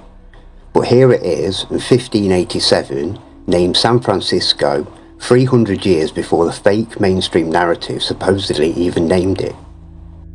Just like I've been showing you, to navigate to the country of California, you would travel south from mainland California. This line indicates south. Straight south from mainland California to the port of California in the country of California. Just like from mainland New Galicia to the outer continent of Galicia. The country of California and its inhabitants perished around 1630 to 1700 when California nosedived into the Pacific. Another country and people removed from history, just like Tartaria, Friesland and Hitland. Quickly going on to South America, going back to what I was showing you earlier with the massive land loss in this area, as you can see with my rough outline of what's left today. Like I said, once you know the truth and use the correct code words, the narrative admits this land loss throughout this realm. During the Little Ice Age, which lasted from around the 16th to the 19th century, South America experienced notable environmental changes, particularly affecting its coastal regions. These changes influenced both flooding events and coastal loss. These flooding events often resulted from both heavy rainfall and rapid melting of glaciers. In particular, the Patagonian coastline and parts of northern Chile faced erosion. Estimates indicate that during the Little Ice Age, approximately 216,000 square miles were lost in South America. These areas right here. This area is now Patagonia, previously named Regione di Giganti, Land of the Giants. And to some, that may sound a wee bit silly, but this was a reality that's documented in many ships' logs from many famous and respected Navy admirals and captains during this timeline, the pre-reset timeline. These logs reported 8 to 12 foot men and women, including the voyage of the naval officer Ferdinand Magellan, an explorer that discovered the Straits of Magellan in 1520, a series of passages between Patagonia and what we now call Antarctica. He also named the Pacific Ocean. Himself and other crew wrote logs of accounts of these giants during his expedition that cost him his life, when he was killed by natives in the Philippines. We don't feel bad for this parasite, he deserved what he got. I won't be going into it in detail, but he befriended these peaceful giants, gained their trust, then captured a few of them, enslaved them, abused them, and they died on the ship. These entire areas broke off and sunk into the Pacific and Atlantic Oceans around 1630, the same time the continent of California disappeared. Around to China, the Great Wall of China, a stunning old world red brick structure. They have a few bits restored for the tourists, but most of this was destroyed during the recent ice age. But there's no big mystery. This has nothing to do with defence, just an old trade route to get through the mountains and over the rivers between the Chinese Ming Dynasty and Tartaria. Even more amazing than Mexico City, this is a giant island city called Cumincia, the biggest star fort I've ever seen. with 5 other island star forts around it. Probably thinking fantasy, right? No. Known as the City of Heaven, being the most splendid city in the world. Notice the 3 bridges? I told you, Monty's the man. This map was amazingly accurate for 1587. As you can see, a huge star fort. Unfortunately, this city, everything around it, including its inhabitants, were wiped out during the direct results of the Little Ice Age. Now, people really need to stop calling everything old Tartarian. When you know the truth, you'll see how ridiculous it is. It's the cult shilling their misinformation and confusion. The cult have gone on shilling overdrive to make most of you think that the Tartarians made everything old world. They've made you believe the least likely race of people and country to have made everything are in fact the very people that did.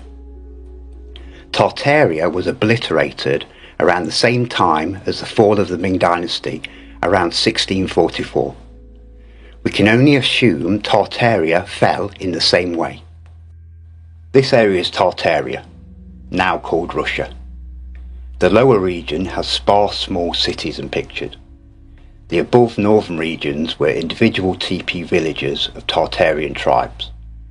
Nomads moving with the seasons, hence the teepee tents and wagons. As we can read in these inscriptions, all these Tartars, savage and without fixed habitations, but they carry their pavilions with them, and they carry with them leather covers which they use instead of houses. Now take note of these white animals pulling their wagons. These animals. These are not wild animals. They're pictured with blue collars. They're working animals. And when you bear in mind that animals like horses didn't arrive in mass in Asia and America until around 1750 with the British and European settlers. This description says Canny Alani, which means Great Dane dogs. There is still a dog breed around today called the Great Dane. Due to crossbreeding, modern Danes grow smaller than the Tartarian original breed, but still, look at the size of these beasts. Now, you can see how they had these Great Danes pulling their wagons. We've got Maria Tartaro, the Tartarian Ocean. Azriet, these are the 10 tribes of Israel. A manticore. Here there are animals with human faces, body of lions and tails of serpents. I'm guessing this is a womanticore, or this guy's just got bitch tits. When Monty in pictures or talks about these creatures, it's because they're real. When he shows a unicorn, he means a unicorn. When he shows a cyclops, he means a cyclops. When he shows birds flying with elephants, it's because he's seen a bird flying with an elephant, and this bird was called Rock. Going from what we know is Tartaria onto what is now called Alaska. Remember, when the country of California took a nosedive into the Pacific Ocean, it took half of what's now Alaska with it. This area in 1587 were called the Ananian Province and the Quavaria Province. Notice another griffin, like in Canada and Tartaria, a real creature of course, and the crest of both Tartaria and China, including the Ming Dynasty. Here it says, in what's modern day Alaska, this tribe who are in the countryside of Anailo in Tartary. This land is a region of Tartaria. Like countries of today, some claim rights to lands that are not attached to their own.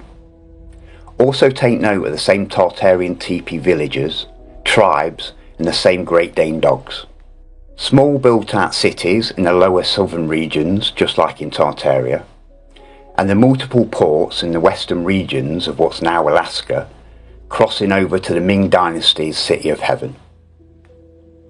After the fall of the Ming Dynasty and Tartaria, the surviving Tartarians had to migrate south into Canada and what will become North America. For an unknown reason, the cult removed Tartaria and the Tartarians from their history books and renamed them the Native American Indians. The Tartarians are not native to these lands. The Tartarians are not American. They were on this land before America was claimed and named. And the Tartarians are not Indians. These are Indians, from India. The Tartarians are of Oriental descent, but their own unique species of human. While they kept their ancient native traditions of living naturally in teepee villages, wise and knowledgeable, a fresh start in a new world. With still no horses on the land, and scientific proof that the first dogs of America came from Asia and Tartaria, due to the lack of resources and major famines worldwide at this time, the old ways of the Great Danes had to adapt. The Tartarian survivors prospered on this fully built out land like you see all over Canada and America, but still chose to live how they always have. Naturally. Beautifully. Going back to the inscriptions in Tartaria, Avriet, these are the 10 tribes of Israel. Now this is not Israel, the country of today, but look who it admits are one of the tribes of Israel. The American Indians, who we now know are the Tartarians, hence why this inscription was written in Tartaria. But this list of tribe names doesn't mention the Tartarians, only by their newly AI written name, the Native American Indians. Unfortunately for the Tartarians, the sea ice melted and allowed settlers to spew in and Christianity caught with them. Over the next 100 years, the remaining adult Tartarians were genocided of up to 100 million, and the AI wrote a new history for the now Native American Indians. I think the correct term is cultural genocide, indoctrinated through forced Christian schooling. Tartaria, like many other countries like California, Friesland and Hilton, were destroyed by the Little Ice Age, the last great reset, and removed from history. The way Tartaria was rediscovered during our timeline was through old world maps. Now, most infatuate on when Tartaria was removed from maps and what must have happened to them, which I've now explained. But no one seems to ask, when did Tartaria start appearing on maps? And the answer to that is 1292. It was around this date that the country of Tartaria was formed, and that same country was destroyed around 1644. The Grand Tartaria that built everything everywhere, every building in every country, were around for 352 years, start to finish, and lived in teepees the entire time. They still do. The name Tartaria did not exist before the late 1200s. Before anyone starts rambling, it was the peoples that lived there before that built everything everywhere. My point exactly. They were not called the Tartarians, so why are most calling everything old world Tartarian? The country that inhabited this land before it was called Tartaria in 1292 was called Kievan Rus, and before that this country was called Srifia. If you still believe that Tartaria built everything everywhere, then you, my friend, have gone full retard. I'll really quickly take you around the exterior lands. South of South America, we've got the Land of Fire, the only landmass without a proper name as such, aka Antarctica. And as it says, a port for every wind. A shipping port on what's now Antarctica in 1587. And the civilization that populated this continent was called the Japanoki people. Now bear in mind that the mainstream narrative says that this continent, which a remaining part of it is now called Antarctica, was only discovered and explored in 1911. But here it is, over 300 years earlier, detailing its civilization, ports, rivers and terrain. Now, there's good reason why these two landmasses were called the Land of Fire. This land bleeds red rivers. From Admiral Byrd's expeditions landing on 300 square mile patches of warm areas on Antarctica were thermally warm lakes. Like I was showing you earlier with the island of Deception, this massive island that they use as a port, very close to where Monty's port was, thermal hot springs and red rock all over the place. These are some of the reasons why this land was referred to as the Land of Fire. South from South Mexico to Galicia. South from California to Lakesh. I'll get onto this later, but this is where the cult and some of their puppets live. South from South China to Nova Guinea, and this one will blow your mind later. And Monty detailed its inhabitants, who are amongst us. South from South India to Patalia, and again detailed by Monty as inhabited. South from West Africa to what I call Vista 3. South from South Africa to what I call Vista 2 and 1. And in Monty's timeline, this land was discovered by the Portuguese. And we'll be coming back to all of these later on the modern chart. As I briefly explained towards the start, the moon is not a solid object that Freemasons can land on. It's a focused electromagnetic plasma phenomenon.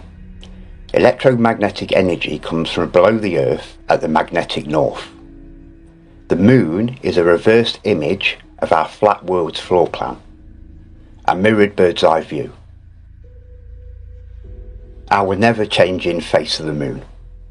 By altering the colours, the world around us starts to appear.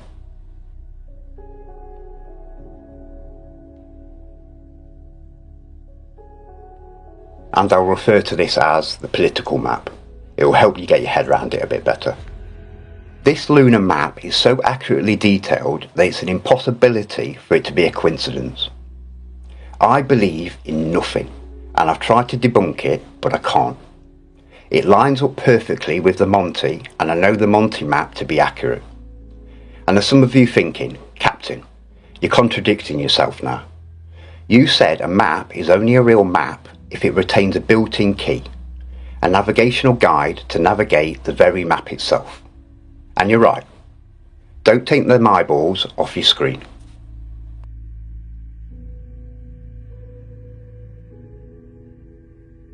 Perfection.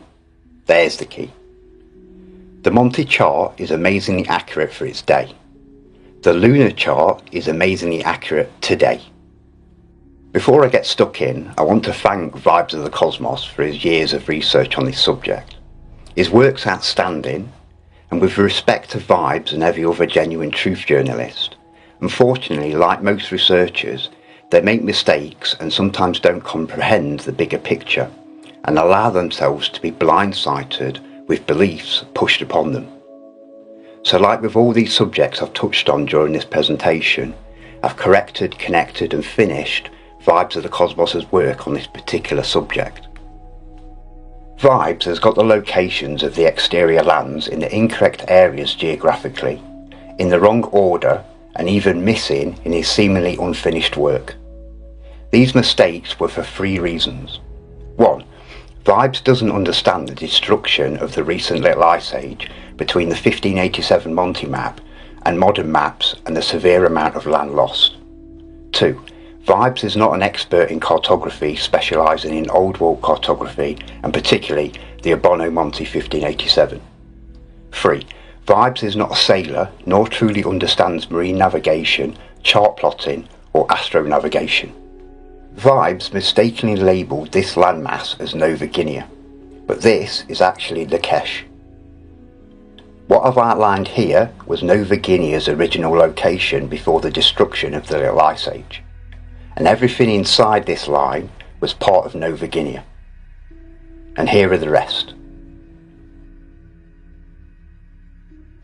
As you can see, this includes Australia and New Zealand, amongst other surrounding islands like Fuji. I can undeniably prove this geographically amongst dozens of other proofs, mainly with the help of Monty's map, the key. And the implications are mind-blowing. Australia is full of old world and even ancient architecture predating the recent reset and the Little Ice Age, meaning there was built up architecture and infrastructure not only in our known world but even in the outer lands that surround us. The mainstream tells us that Australia was discovered by James Cook in 1770 and named Australia around 1825. And every old world building there was founded after. And as you can see on the Monty map, Australia's massive landmass is missing in the highly detailed area that Australia should be in geographically. There's only one country missing on the entire Monty map. Guess which one? Yep, Australia. But in reality, Monty didn't miss Australia out. It's right in front of you. Well, what Australia used to look like before every volcano in the area blew their tops all at once for years on end, causing massive earthquakes, mudslides and entire countries to fall into the oceans during the Little Ice Age that only ended in 1860. Now, let me give you one of the undeniable proofs, then I'll get onto a few of the more interesting proofs out of the dozens that I've collected. There's a couple of ways that we can use Australia's position geographically today and use it to locate the same area on Monty's map. The tropical zodiac is a system that divides the sky into 12 equal parts, each corresponding to a zodiac sign. The tropical zodiac is not directly used for navigation, but understanding celestial movements is crucial for us navigators. The Tropic of Capricorn runs through South Africa, South America and Australia.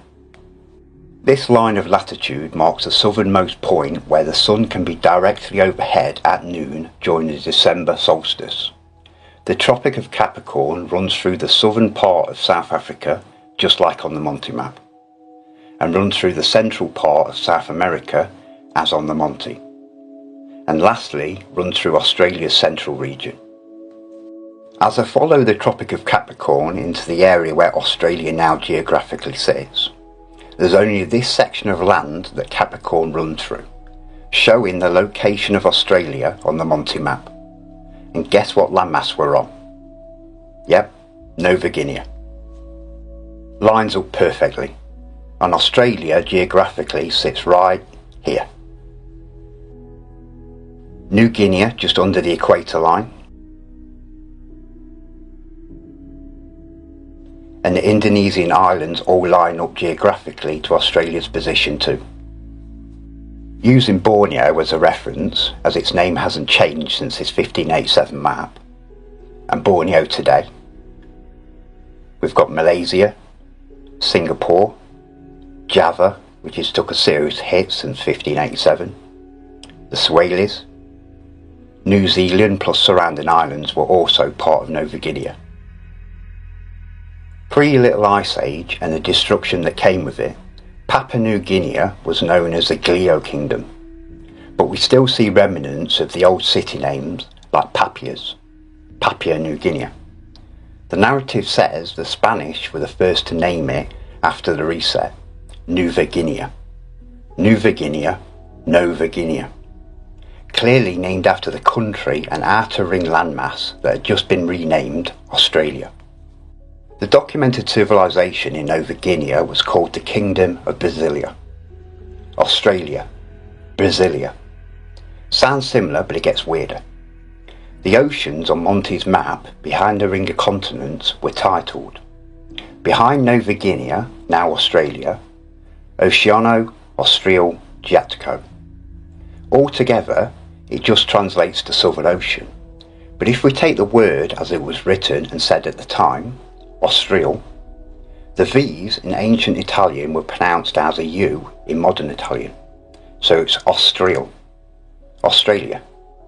Now, is it a coincidence that the newly named Australia can be made up from the same name of its previous kingdom, Brasilia, and its ocean, Austral?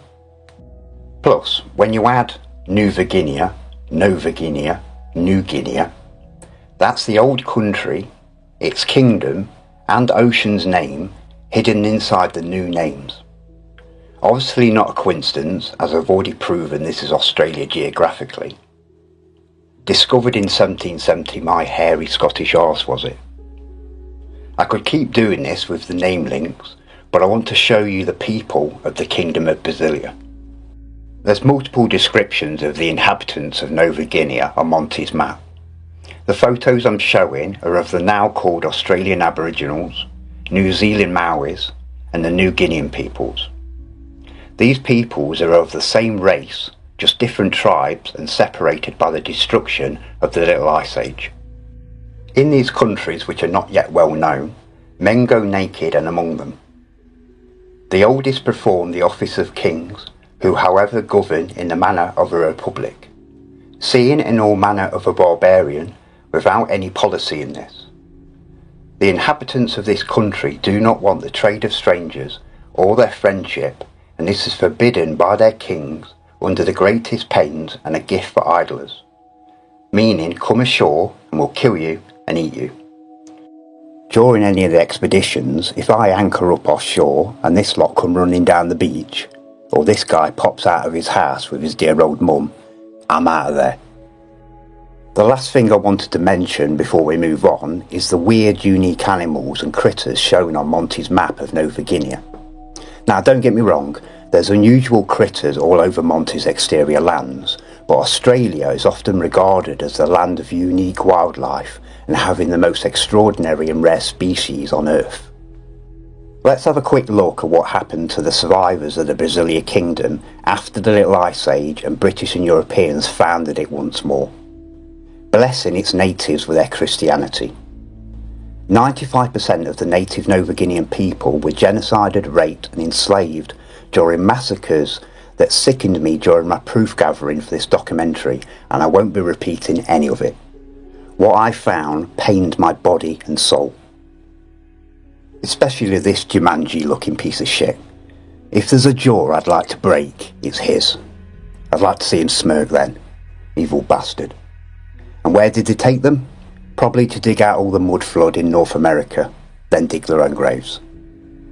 The most mind-blowing thing about Nova Guinea, what we now know is Australia and New Zealand, is this outer ring landmass that's meant to be part of the Great Imaginary Ice Wall had fully built out cities and infrastructure pre-reset, pre the Little Ice Age. The same infrastructure we see all over Australia today. And as this part of the ring of land around us was built out and was inhabited by its builders in the past, it's only logical to expect all of these land masses to be built out with infrastructure. I've known this for a while and it still blows my mind to think about the possibilities. Let me show you how they hide these lands from you. These are the marine traffic paths. These are the flight paths. These lands are hidden to us on their modern distorted maps, but visible on the lunar chart, Monty map plus other old world maps. As you can see, both marine and flight traffic misses these hidden lands with perfection, and gives more accurate flight plan times than their own distorted map and their flat earth fake map. Back down to Antarctica. This is what Antarctica is, this tiny little turd. A small island off South America. Like I said, close to its mainstream narrative, but the main lie is its size. It's not continent number 7, it's a small island, a remnant of the Land of Fire. That dot right there, that's the Ross Ice Shelf, also known as the Ice Wall. Scary, right? How are we going to get over it? How are we going to get around it? We must be trapped. In your minds, maybe. You've been brainwashed into believing in an ice wall with zero evidence of its existence whatsoever. When millions of people woke up to the realisation that we don't live on a globe, the cult knew that our next step was to go look for ourselves. So they conditioned everyone to believe in their ice wall that traps you in your mind like their globe used to. It's really sad to see how effective their deception was. What else are you willing to believe without any evidence whatsoever? These islands are also part of the Land of Fire, but these are hidden on the cult's modern maps. The second landmass on Monty's map was completely destroyed with no remnants left on the lunar map. Once our current and coming ice age are complete, there'll be nothing left down here. Galicia was decimated too. On the lunar map there's a faint line in between these landmasses. I wish I could give you more than my scribbles over Vibes' map, but I'm not a very technical man. If you do have the technical skills to create a similar type map like Vibes' map, but with my corrections to it, obviously I'd pay you for your services, please get in touch. So Galicia is about the same size as Canada, America and Mexico combined. Look at the size of Lakesh. The fact that they give us Australia but not this and go to the extreme lengths to hide it from us, I'm guessing this is a landmass that the cult inhabit for themselves. I've collected a dozen clues and hints that this is the case, like this photo from inside Air Force One, JFK's presidential plane. Notice the map on the wall, and no, that's not Australia, that's Lakesh. It's highlighted in lots of old world cartography. Lakesh has good weather, easy and quick to access, plus this continent didn't see much destruction during the Little Ice Age.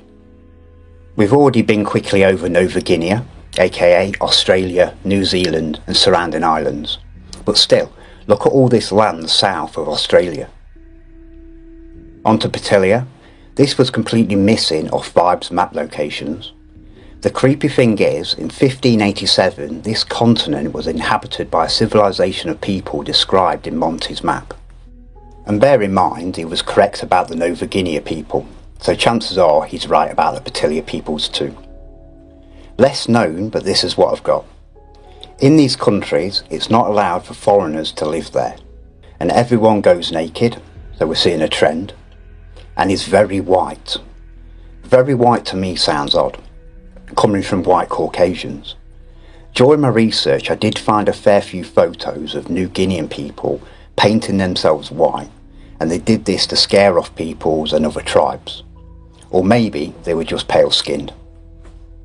On to what I call Vista 3.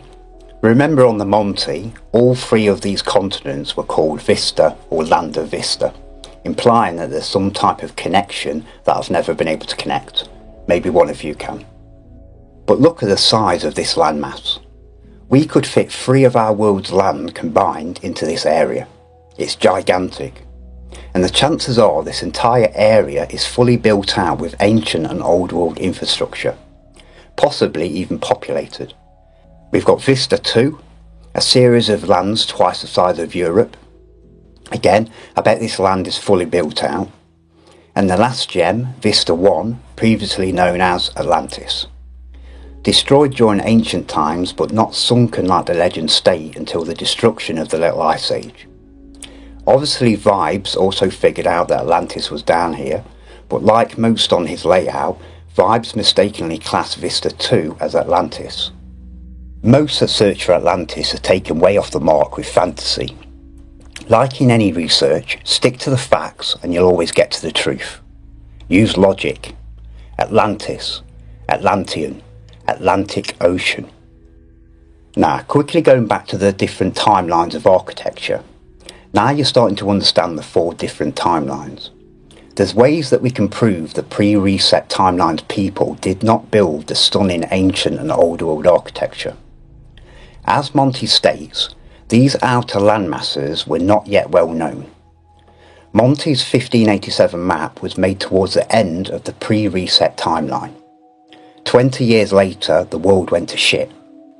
So we know it wasn't the pre-reset timeline that made these structures we see all over places like Australia.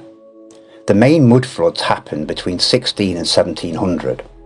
The narrative says that these Australian structures weren't built until the late 1800s, but all of them are severely mud flooded.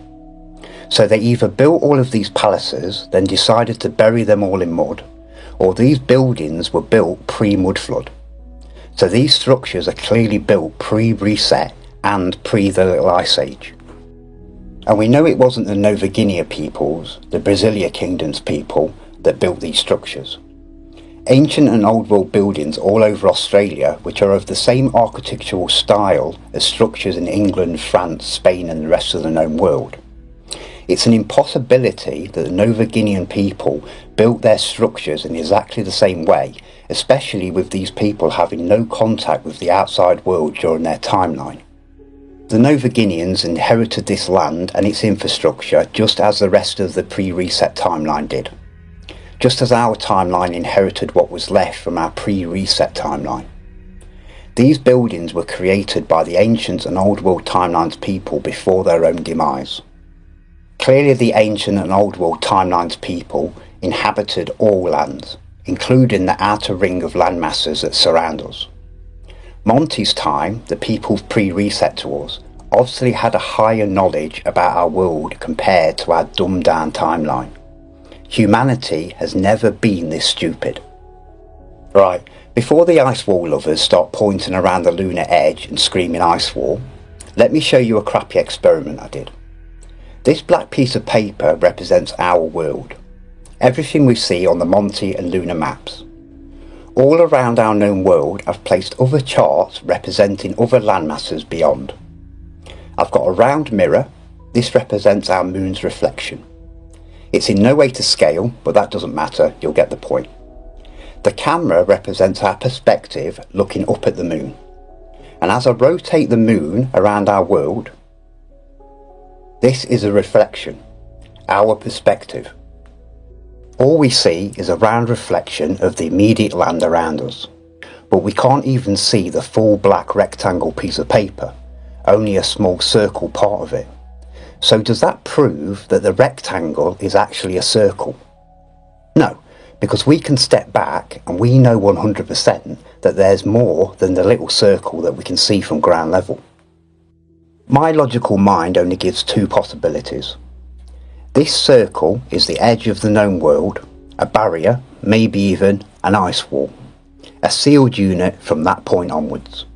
Or, like I said with my experiment, when you look into your bathroom mirror, do you see the reflection of the entire wall behind you, or just a part of it?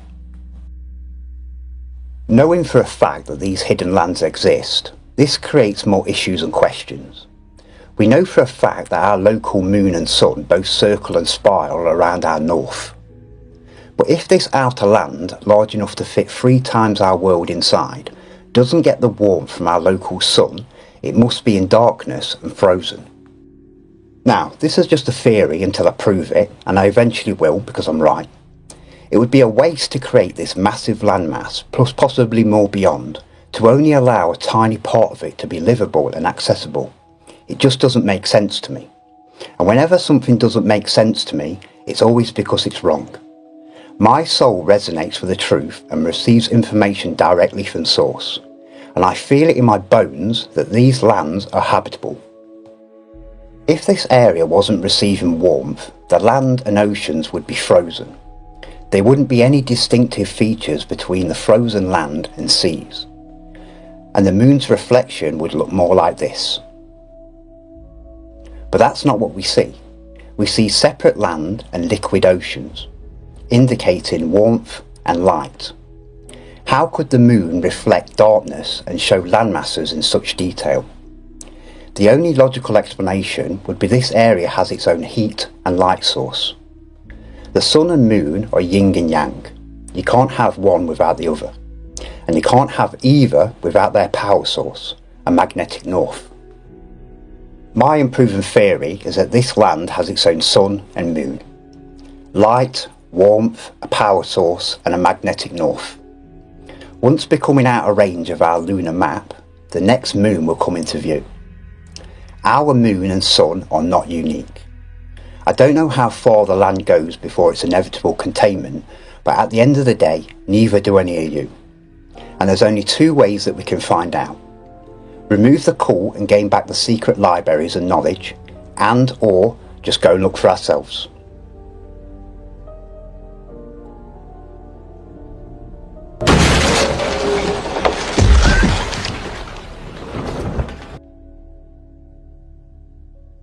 I need help from truth seekers and content creators to help push the information on this documentary, to put truth research back on the right path.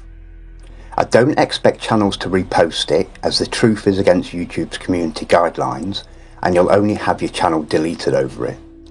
But you can give 10 seconds of your time to promote and show your followers where to find this documentary. I've posted it on 17 different social medias and made its own webpage. The key to taking your freedom and world back isn't through violence, or voting, or standing outside waving a cardboard sign. As their AI stated, the truth threatens their power. The truth will set you all free.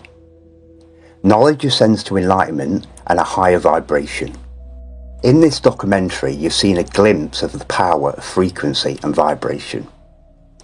When the veil's lifted and the curtain's drawn, they lose the psychological power they have over the masses, and we can purge these parasites from our world for good. We are the ones with the true power. We can manifest a better world. I'm offering to take 11 brave enlightened souls for the first expedition over 2 vessels. I will show you all the reality of the world around you, and there's nothing the cult can do to stop me. I need a second captain for Saorsa 2, a 40-foot steel-hulled, cutter-rigged sailing yacht. No details of the expedition will be given until you've been selected as crew. For the first voyage, I ask for no females, no one under the age of 25, no one with children under the age of 18, and no one over the age of 60. And I mean no disrespect. I will protect my crew and we will return safely, but sailing into undetailed, uncharted and unknown waters has its dangers, and I don't need the listed above clouding my job as captain. Each crew member must be prepared to individually spend 10 days with myself aboard Saorsa, my home, to experience and learn the basics of sailing and navigation, and approximately a 7-week expedition round trip. I can't be fooled, and I can see through your windows and into your soul. So if you don't have one or have bad intentions for me or my crew, I will see you. The parasite that runs and deceives this world has no power over me, and the captain doesn't like having his time wasted by deceivers. You may be a wolf in sheep's clothing, but I'm a lion in lions. Be warned.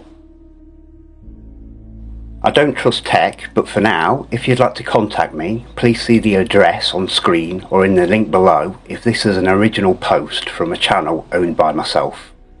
Any issues in future, and I'll add a PO box address.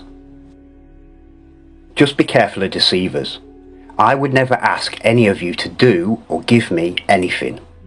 I will show you all your reality at my own expense. Anyways, if you've got to this point, thank you for your time. Peace and love to you all.